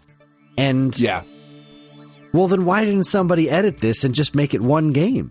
Like, what? Why are you doing this? Why are you expanding this into a whole fucking series? I'm positive it does not need to be 2 discs. If you are shipping me a game that is 2 Blu-rays worth of content, fuck, man. Out of your goddamn minds. And just completely off the reservation. And, like, so here's this thing. Final Fantasy VII Rebreakers is happening right now, and I'm over here happily playing my $50 copy of Mario vs. Donkey Kong, which probably cost Nintendo $50-$60 to make. I'm sure it was more than that, but like, oh sure, it's unbelievable to me, the difference between a sustainable business and this is just so obviously unsustainable. You just look at it with your eyes and say, look at that. That doesn't work. I'm looking at it logically. This doesn't make any fucking sense. And the shareholders are like, no, money, more, all of it, all of the money. I don't want most of their money. I want everyone broke except me. All and I'm of making it today. I don't care about tomorrow. I want to know how much money I made today.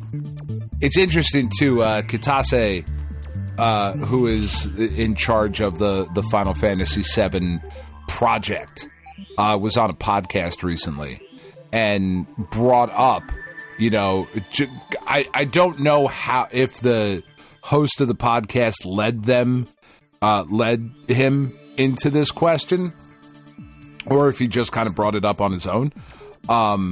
But he was like, I wonder what fans would want out of a Chrono Trigger re-release. Right. Remake. That's one of the stories I was going to talk about here. Oh, well, okay. And nothing.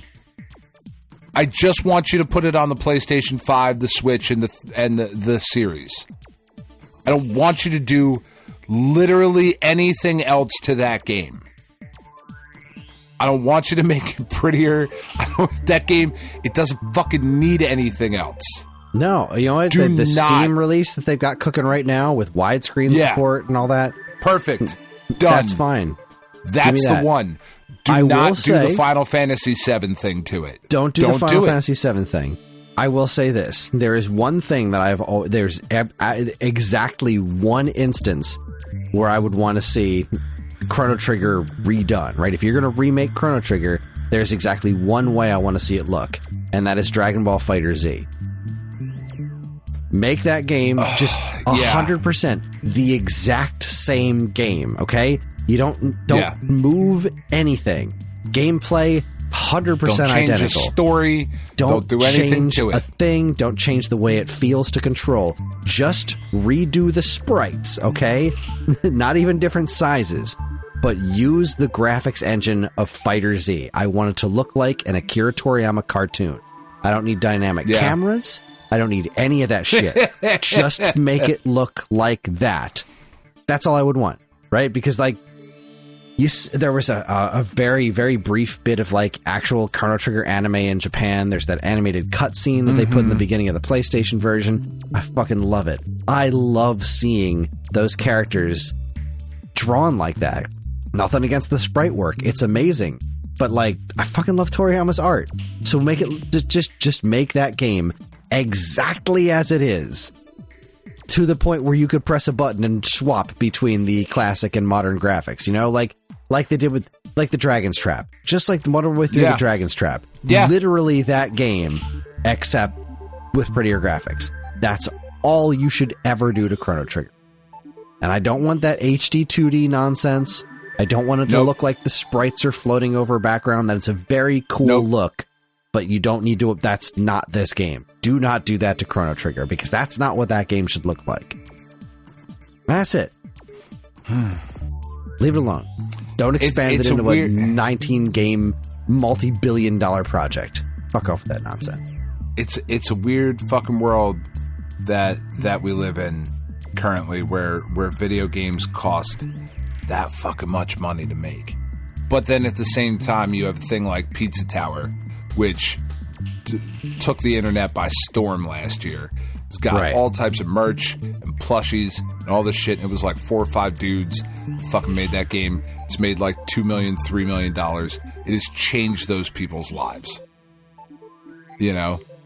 But then at the same token, you know, when you were talking about like the live service thing, that's why shit like Fortnite is so smart. Like Fortnite. Yeah, look at the most popular games in the world. Fortnite doesn't look like Final Fantasy VII Remake. No, Fortnite doesn't have jaw-dropping, insanely detailed graphics. Yeah. But it's free. They make their money on microtransactions, which is a whole other ball of disgusting. It really is. But what's nice about it, ultimately, is that the kid who's broke but has a system can play Fortnite. You know? They don't need to drop $70 on the most popular, newest, biggest thing. Fortnite is still destroying everything else in the United States because it costs $0. Right? You can make your money on microtransactions, but you don't fucking need to. There are enough, as you said, there's enough whales in the game that will pay for the Spider-Man skin and the Miss Marvel skin and the Batman skin and the fucking whoever skin. Whatever V-Bucks and all that other shit. But there's still, at least there's a product out there that, I don't know, it feels a little bit better. But when Fortnite exists, what the fuck is the Suicide Squad doing? What are you doing? Why did you do that?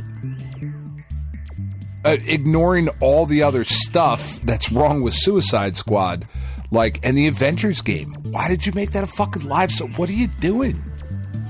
Well, they were trying to get the infinite money. Fortnite.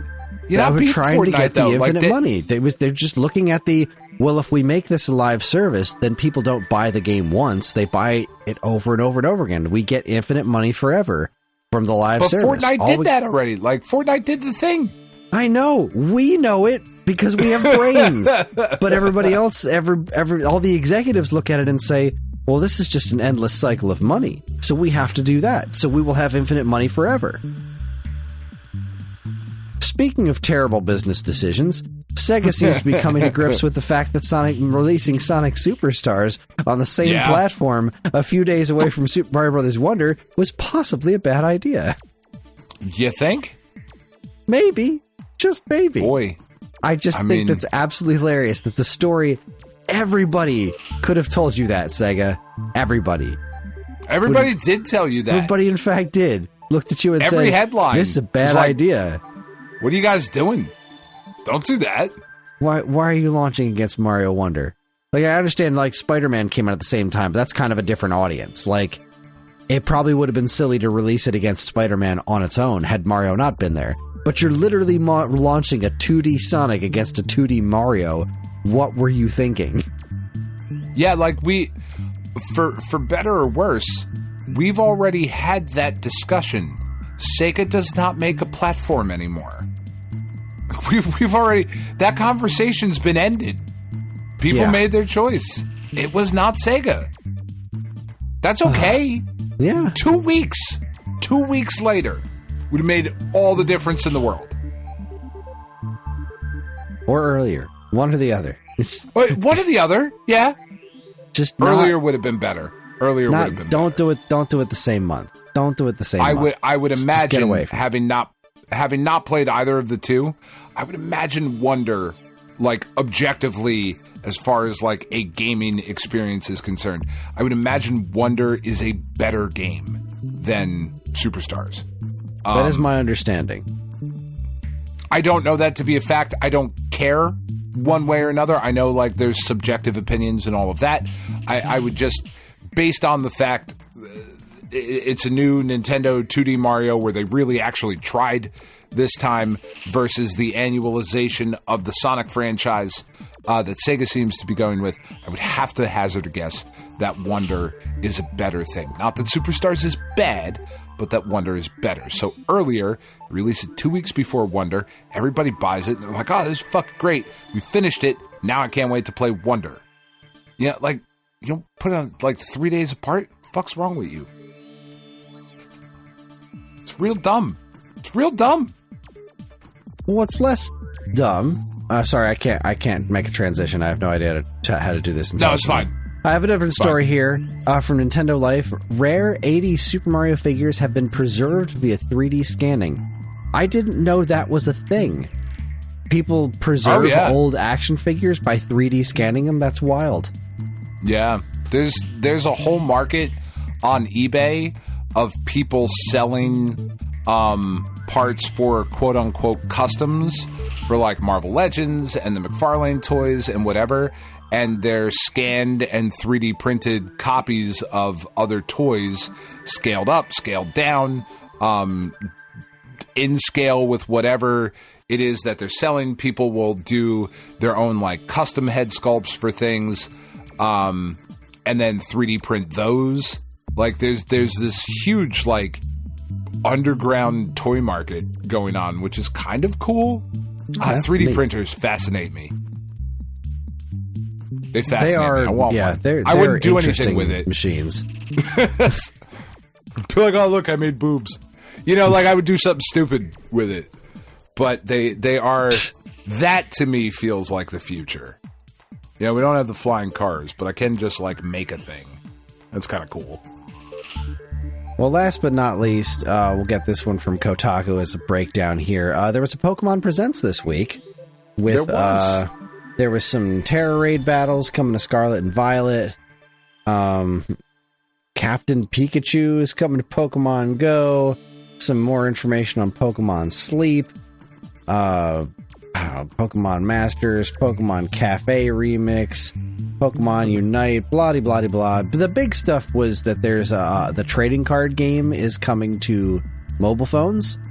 Yeah, which looks like what are you going to get like 2 free packs a day or something? Like this just sounds like a drug deal, like right out of the bag. It really does. It really does. But it also makes a lot of sense. Oh, it really does. Like it seems neat. So, good on you. Great call. And then the other one big news is Pokemon Legends ZA. I said new Switch game coming out in 2025. So there you go. That's exciting. Yeah. What I learned from this Pokemon Direct is that there are a lot more Pokemon games than I realized. Yeah. There's a lot of fucking Pokemon shit going around out there in the world. Pokemon Unite, Pokemon Untie. Any of this is. It's a lot. There's a lot of it. Well, there you go. That's week-old news, everybody. And with that, we are going to take ourselves a quick break. And when we come back, we're going to talk about the super fighting robot, Mega Man. You're listening to the Stone Age Gamer podcast from Geekade.com. Stick around.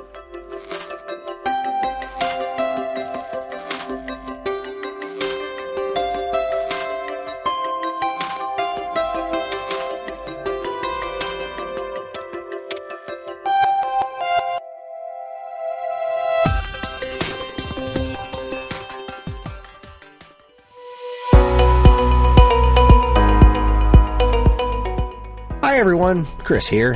Podcast listening is free, but podcast creation is not. That's why the Geekade Patreon exists. In an effort to help us pay the bills, we've got a Patreon page set up where you can gain access to our monthly podcast topic schedule, get early access to many of our shows, and more. If you'd like to help support Geekade and keep these shows running week after week, head over to the Geekade Patreon page, linked in the show notes of this very podcast.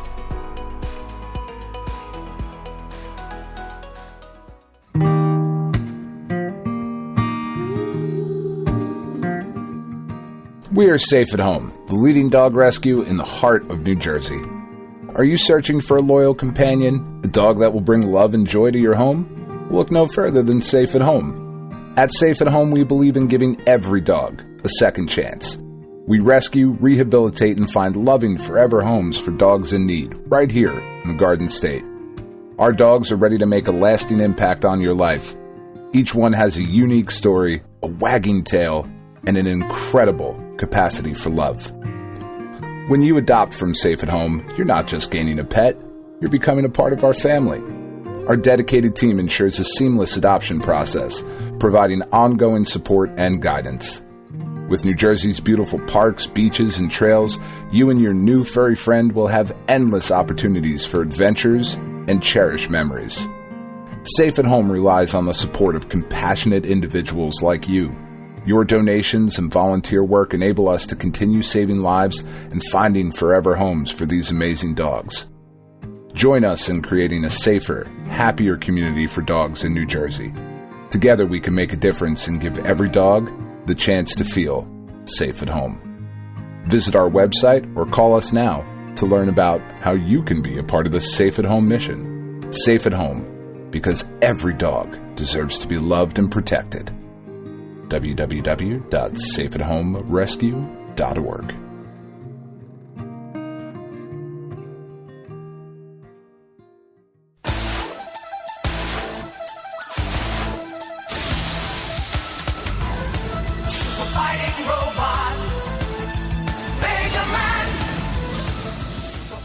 Okay, we are back. Welcome to the SAG Cartoon Express, where we talk about old video game cartoons.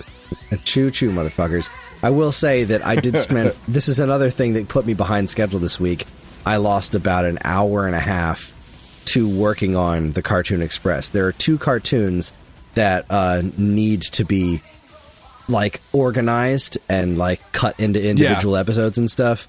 To add to our queue of random episodes to pick to from. The rotation. I am 3/4 of the way through.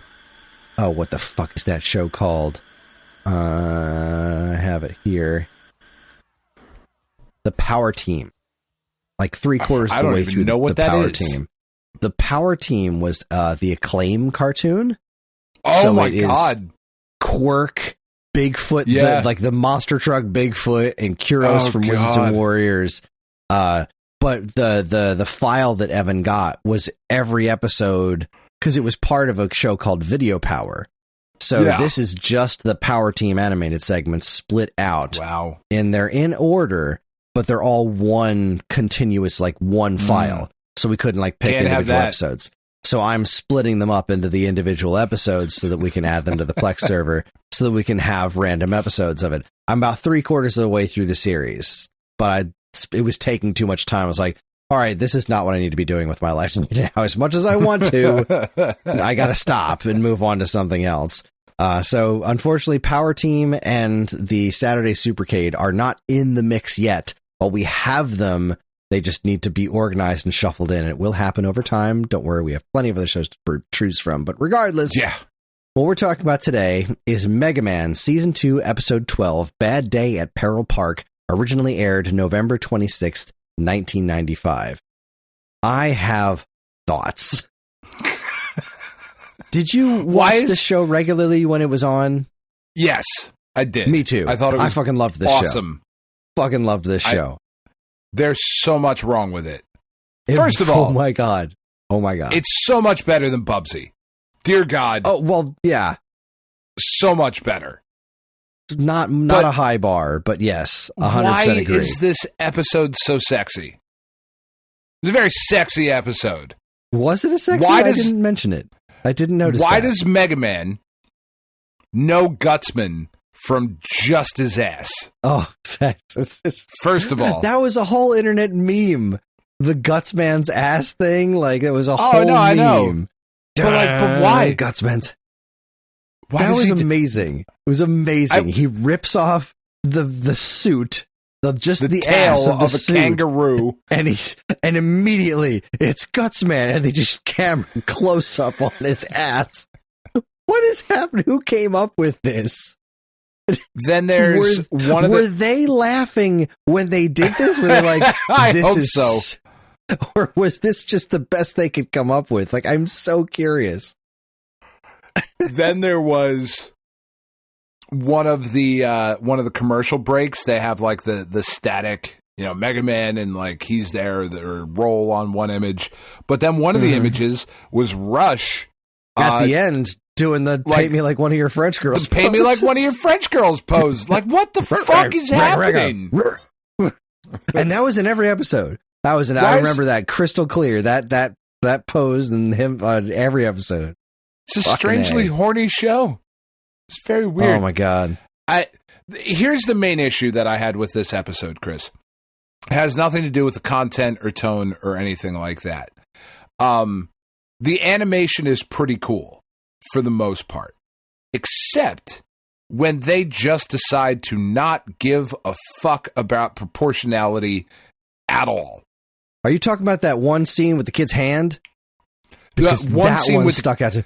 Obviously, there was a lot of that. There's one where the kid's hand is like the Everlong Foo Fighters video, where he's just got his hand out, and it's like 10 times larger than it should be. Well, there's that one. What the fuck was that?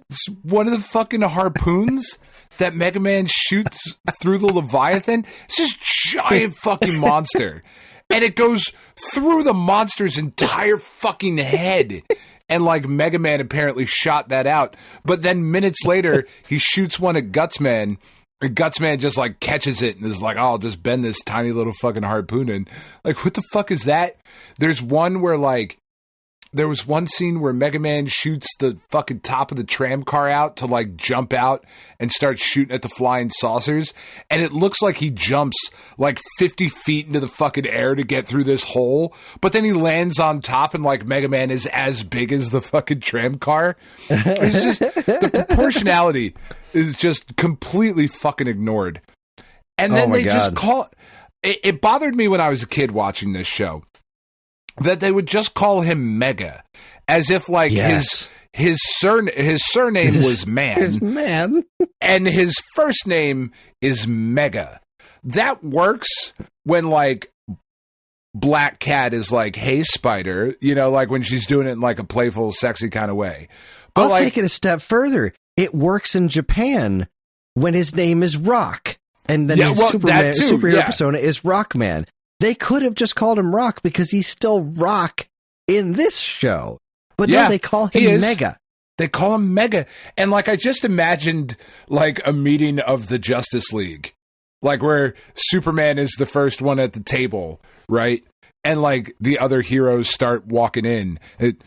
Bat, super. Green, super. The super. You know, like, what the fuck are we doing? Those are not your names. That was the Flash joke, by the way. That was way funnier than you acted. I got it. No, you should have laughed way fucking harder. That was hysterical. I was already laughing. Wonder, Bat. Yeah, like, what the fuck are we doing? It's very odd. It bothered me when I was a kid when they would do that, too. Like, either say Mega Man or say nothing.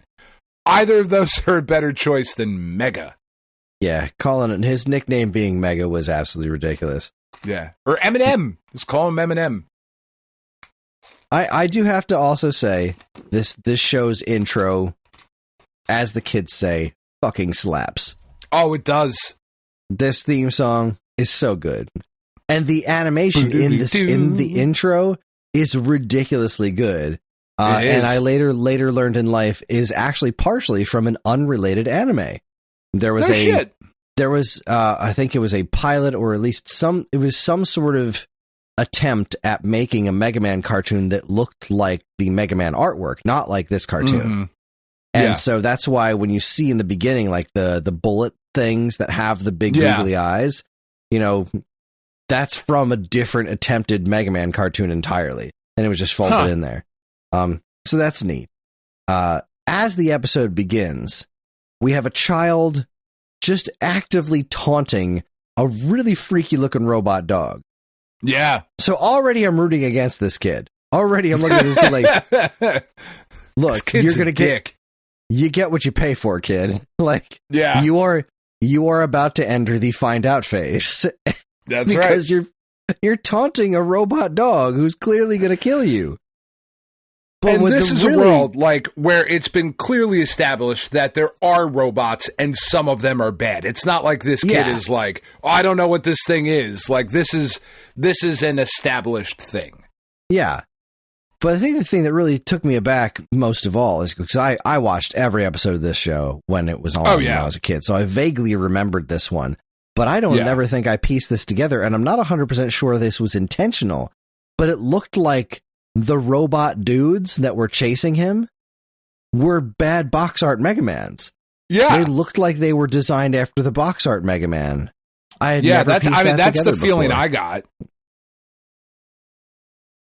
Anyway, a few scenes later, Roll has a microwave that she has Because she's a girl, Kris. An enlarging microwave, right? It doesn't make any sense that it fits in this arm cannon, but the microwave is full of potatoes that she then uses as hockey pucks. Because now I get what you're saying, because she's a girl, she's the microwave in there, she's a housekeeping robot, but she also has a fucking hockey stick. Girls play field hockey? I am fucking plexed. Right? That entire sequence was just like, I wish I was in the room when that got written out. I wish I could figure out who wrote that and said, yes, let's animate this. I'm going to draw this poorly, but we're going to draw it. Again, completely out of proportion. It's like, it's a bigger microwave than should come out of her hand, but like, it's a tiny microwave. It is. It's a very small microwave that could not have fit 3 full potatoes in it. Why does she have a microwave full of potatoes on hand at all times? How often does this come up in her life where she needs to be prepared to have a microwave full of rock solid potatoes at any time? It does sound kind of awesome, though, if you could just be like, man, I could go for a baked potato. Muffin button. Right? Like, it sounds pretty dope. Dr. Wily has this computer that he's getting a video call on. And its screen is like, it's a wide screen.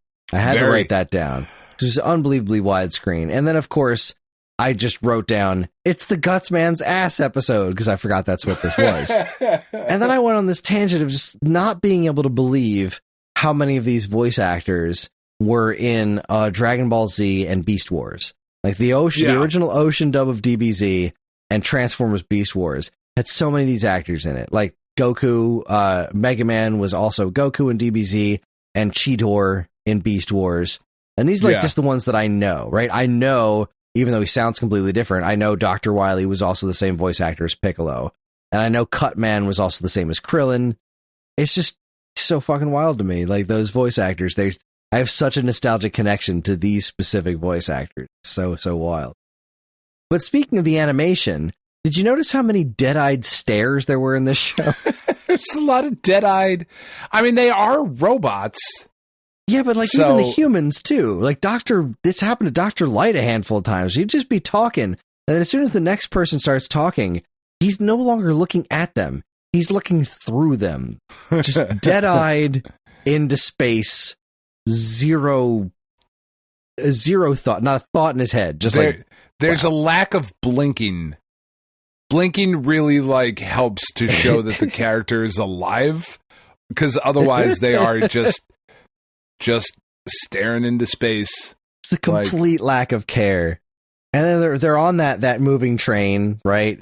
And Mega Man's answer is just, everybody jump out of the moving train that's going 5 bajillion miles an hour. Yeah. We'll fall several stories into the snow, and the elderly man that's with these robots is going to be just fucking fine. He lands in the snow like it's a pile of marshmallows. Yes. Outstanding. Not accurate, kids, by the way, in case anybody was wondering. Not a thing you should do. Then Gutsman shows up in costume again? What the hell was he wearing the second time? It was like fucking Yeti. The Yeti costume. What the kangaroo was hysterical with Cutman with the ears. Yeah. Like, come in the pouch. On. No, that was really great. Amazing. Gutsman really likes to cosplay, man. Don't fucking shame. You can't shame him. I did like one of the things, Rumbleman's in the chat. So like, Gutsman and Cutman were like the regulars, and then there was a rotating cast of like another random robot from the Mega Man series. And this one had Ringman in it for some fucking reason. And Hardman. And he Hardman. made a sexy fucking joke too. There was something he said. Oh, come on, he's Hardman. Right. How could he not? Yeah. But yeah, he said. I think he said something like, "I'm gonna fuck you" or something like that. It was something very direct. It's very quote. Give me bold. A ring next time you're in town. Ringman stares blankly as he has a no mouth. Fucking great. I had an issue with, like, this show is not exactly super accurate, but clearly they had enough connection to the game content that they would know about certain things.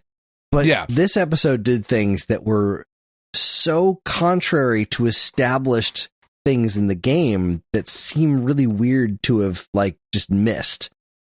Like, what is this marine gear he's putting on? Rush Marine is a thing.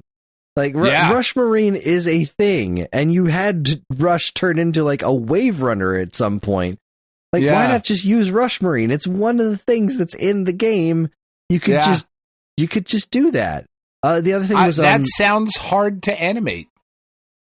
I think it sounds easier to animate than the fucking wave runner, but what do I know? I don't know. Then there's the wire power up, right? He's using this weird roped spear thing as a grappling hook over and over again. Like, the game has a power up for this exact occasion. It's called wire. You could have just done that. But he would have had to beat the Robot Master to get it. I guess that Robot Master could have been in the kangaroo pouch instead of Cutman. He could have just had it. It's fine. He could have just had it. No, you're right. He could have beaten them. It doesn't matter. He didn't have to beat them. None of this matters. What am I talking about? As the great Carl once said, this don't matter. None of this matters. Don't matter. It's like my pool is tearing ass across the backyard. Except it's not. Stand still. Standing still. Still waters run deep. Yeah. Oh, fucking A. And really, the last note I wrote was at the end of the episode when they've helped everybody no longer be robots. Not that they were robots to begin with. Like, the kid and the mom and the dad are on this like rescue boat or whatever at the end. Except the mom is still wearing the robot outfit. Still wearing the robot. I thought about that too. I was like, did they not want to show the mom like taking clothes off? But like, I don't think they showed the dad do that either. He's just standing there in a plaid shirt. They did? Yeah, they showed him taking it off? They showed, like, earlier, like, the scene before that, like, he takes off the helmet and the shoulder pads and the gray jumpsuit. Like, yes, Overlord. So you got to get yourself some henchmen. Fucking C-Lab 2021 reference. Anyway, maybe they just didn't want to show the woman taking clothes. I don't know. That was the only thing I could think of, like, that may have crossed the line in 1995. Not Gutsman's ass, but... Not Gutsman's ass. I did think it was really funny. Underneath. They're walking around like, where could Dr. Wily be concocting this evil scheme? Is it on the roller coaster or the fucking skull-shaped castle at the end of the park? I don't know, Mega. Where do you think it might be? Is it the merry-go-round or the very clearly evil secret lair? Which one? And you have to ride the rides in order? Who the fuck is going to Fun World? It's a weird. It doesn't sound fun to me. Somebody else had pointed out in the I gotta find it on the Discord, but somebody else pointed out that Gen X, also with all this chaos and things blowing up everywhere, who is just still casually riding these rides? Yeah, I thought that too. There's robots fucking destroying each other. Cutman destroys like half of the fucking roller coaster, but the other people are like, you know what though? We're still going on the log flume because we paid for our tickets, damn it. I've been waiting in line for 2 hours. I'm going to get on this ride if it kills me. It's just no longer a trip. It's now a quest. It's a quest for fucking fun. That's what it fucking turned into. This show sucks. It is not a good show. It's not good. Any of these I like it. Going to be. This was so much fun to watch, though. Oh my god, it's so bad. Blast. I did too, but it's legitimately bad. This is just not good. It's so much better than Bubsy. It's at least watchable. They tried to make it Mega Man E, like it's Mega Man Jace. It's Mega. It's not Mega Man, but it is Mega. It is indeed that. There was just such an astounding lack of care, you know? Like, it was just... Yeah. What the hell, man? I noticed there were a couple scenes where, like, they would just either keep... the first time you see Dr. Wily, he just stays staring at the screen. And his voice, like, he has, like... 15, 20 seconds of dialogue where you're just looking at the back of his head. And then there's like another moment where the characters like go off screen, and then there's like 10, 15 seconds of dialogue. It's like, wow, you guys are really trying to fucking cut corners. My goodness, my God. You wouldn't even animate that part. That is insanity. But like also as a always kid, bothered- I was like, it's fucking Mega Man. This is great. Yeah, You it's hear a that Mega Man theme song? cartoon. This is the best show ever. It always bothered me how much of a villain they made Proto Man, because Mega Man 3 is my favorite one. So obviously I like the anti-hero, like Breakman confused. I like the story of Blues, right? But Sure. he's just a straight dick in this show. He's He's an awful person, irredeemable, wants to beat up Mega Man. Like he's just a shit in this show. He's just a I bad never liked guy. that very much. He's like the cartoon definitely did try to follow, like it definitely hits on a lot of those 80s action tropes of like he's very clearly Starscream. Oh my God. Like he's very clearly Starscream. Dr. Wily is very clearly Megatron. Proto Man is always there of like, I'm fucking better than you. I'm better than Mega Man. All of you can kiss my ass. Even though I get beat every fucking week. Have you seen my scarf? It's all of you dope. can kiss Guts Man's ass. It does make me really want a seriously good Mega Man show, though. I feel just like think there's back to that good idea in there. That comic book. That comic book was so good. It really was. The Archie Mega Man comics. If you ever read them and you're a Mega Man fan, go read them. Holy shit, did they turn Mega Man 1 through 3 and various other things as well into a functional narrative that was very, very good. I would just almost love as to see good that as the adapted. World's a Power book. Almost. Tough act to follow there. Really is. Thank you, FX9. All right, we should about wrap this up. I think we've been talking about this for almost as long as the episode is. Right, it's a 22-minute episode of just a big old bucket of wow. And I really enjoyed listening to reading everybody's comments as they watched the episode. I feel like us trying to arrange some sort of watch party for these episodes. I would love to try and figure that out because it seems like the kind of thing that would be a lot of fun to experience with other people and then discuss afterwards. But I think that wraps it up. Maybe we do that like for the 1 year anniversary of this segment. We pick like 3 of our favorite episodes and we watch them back to back to back and just have a fucking shit on it party. That could be fun. But so that's going to wrap up the Cartoon Express for this month. But it is time for us to pick our next episode. I have the playlist up and running. I am ready to hit the shuffle button and see what comes up. And here we go. We will be watching The Adventures of Sonic the Hedgehog, Season 2, Episode 16. Does it have a title? I don't know. It just says episode 16 here. Let's see if I can find an episode title. Okay, so this is the goofball one. All right, this is the serious Saturday one. morning one? No, the Saturday morning one was the serious one. This is the goofball one. Robotnik Jr. is the name of the episode. Oh, boy. I love when they make smaller versions of the main characters. That is just... never fails. Always good. I'm going to look this up real quick because we did when we did the Mega Man one, the episodes were all screwed up on Evan's server. So I want to make sure we're getting the right one here, which I am already having some concerns with because this is listed as Season 2, Episode 16, and IMDb claims there was only one season. So, let's see. It's all falling apart. Robotnik Jr., is that what it said? Okay. Yeah. So, Season 1, Episode 29. All right. According to IMDb. See, this has it split into 4 seasons. 19 episodes, 18 episodes, 25 episodes, and 4 episodes. So something has gone terribly wrong here.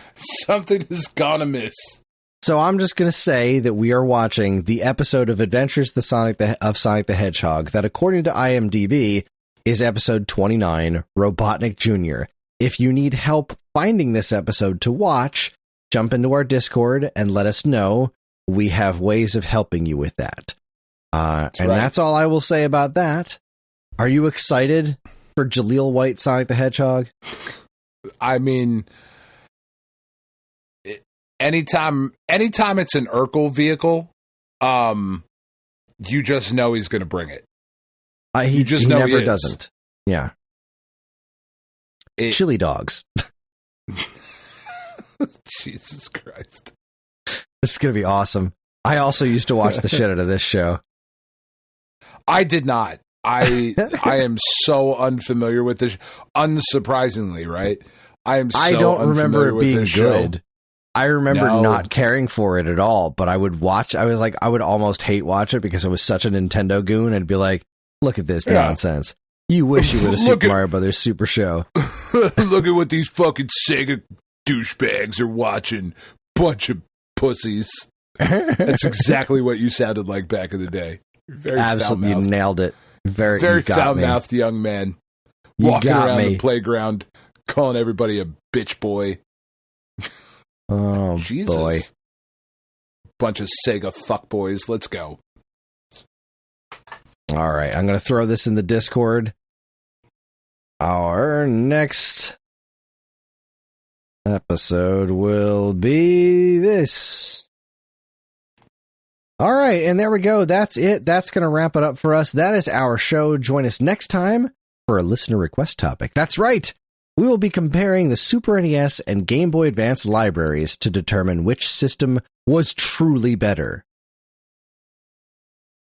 This is a 32X, obviously. 32X was the winner.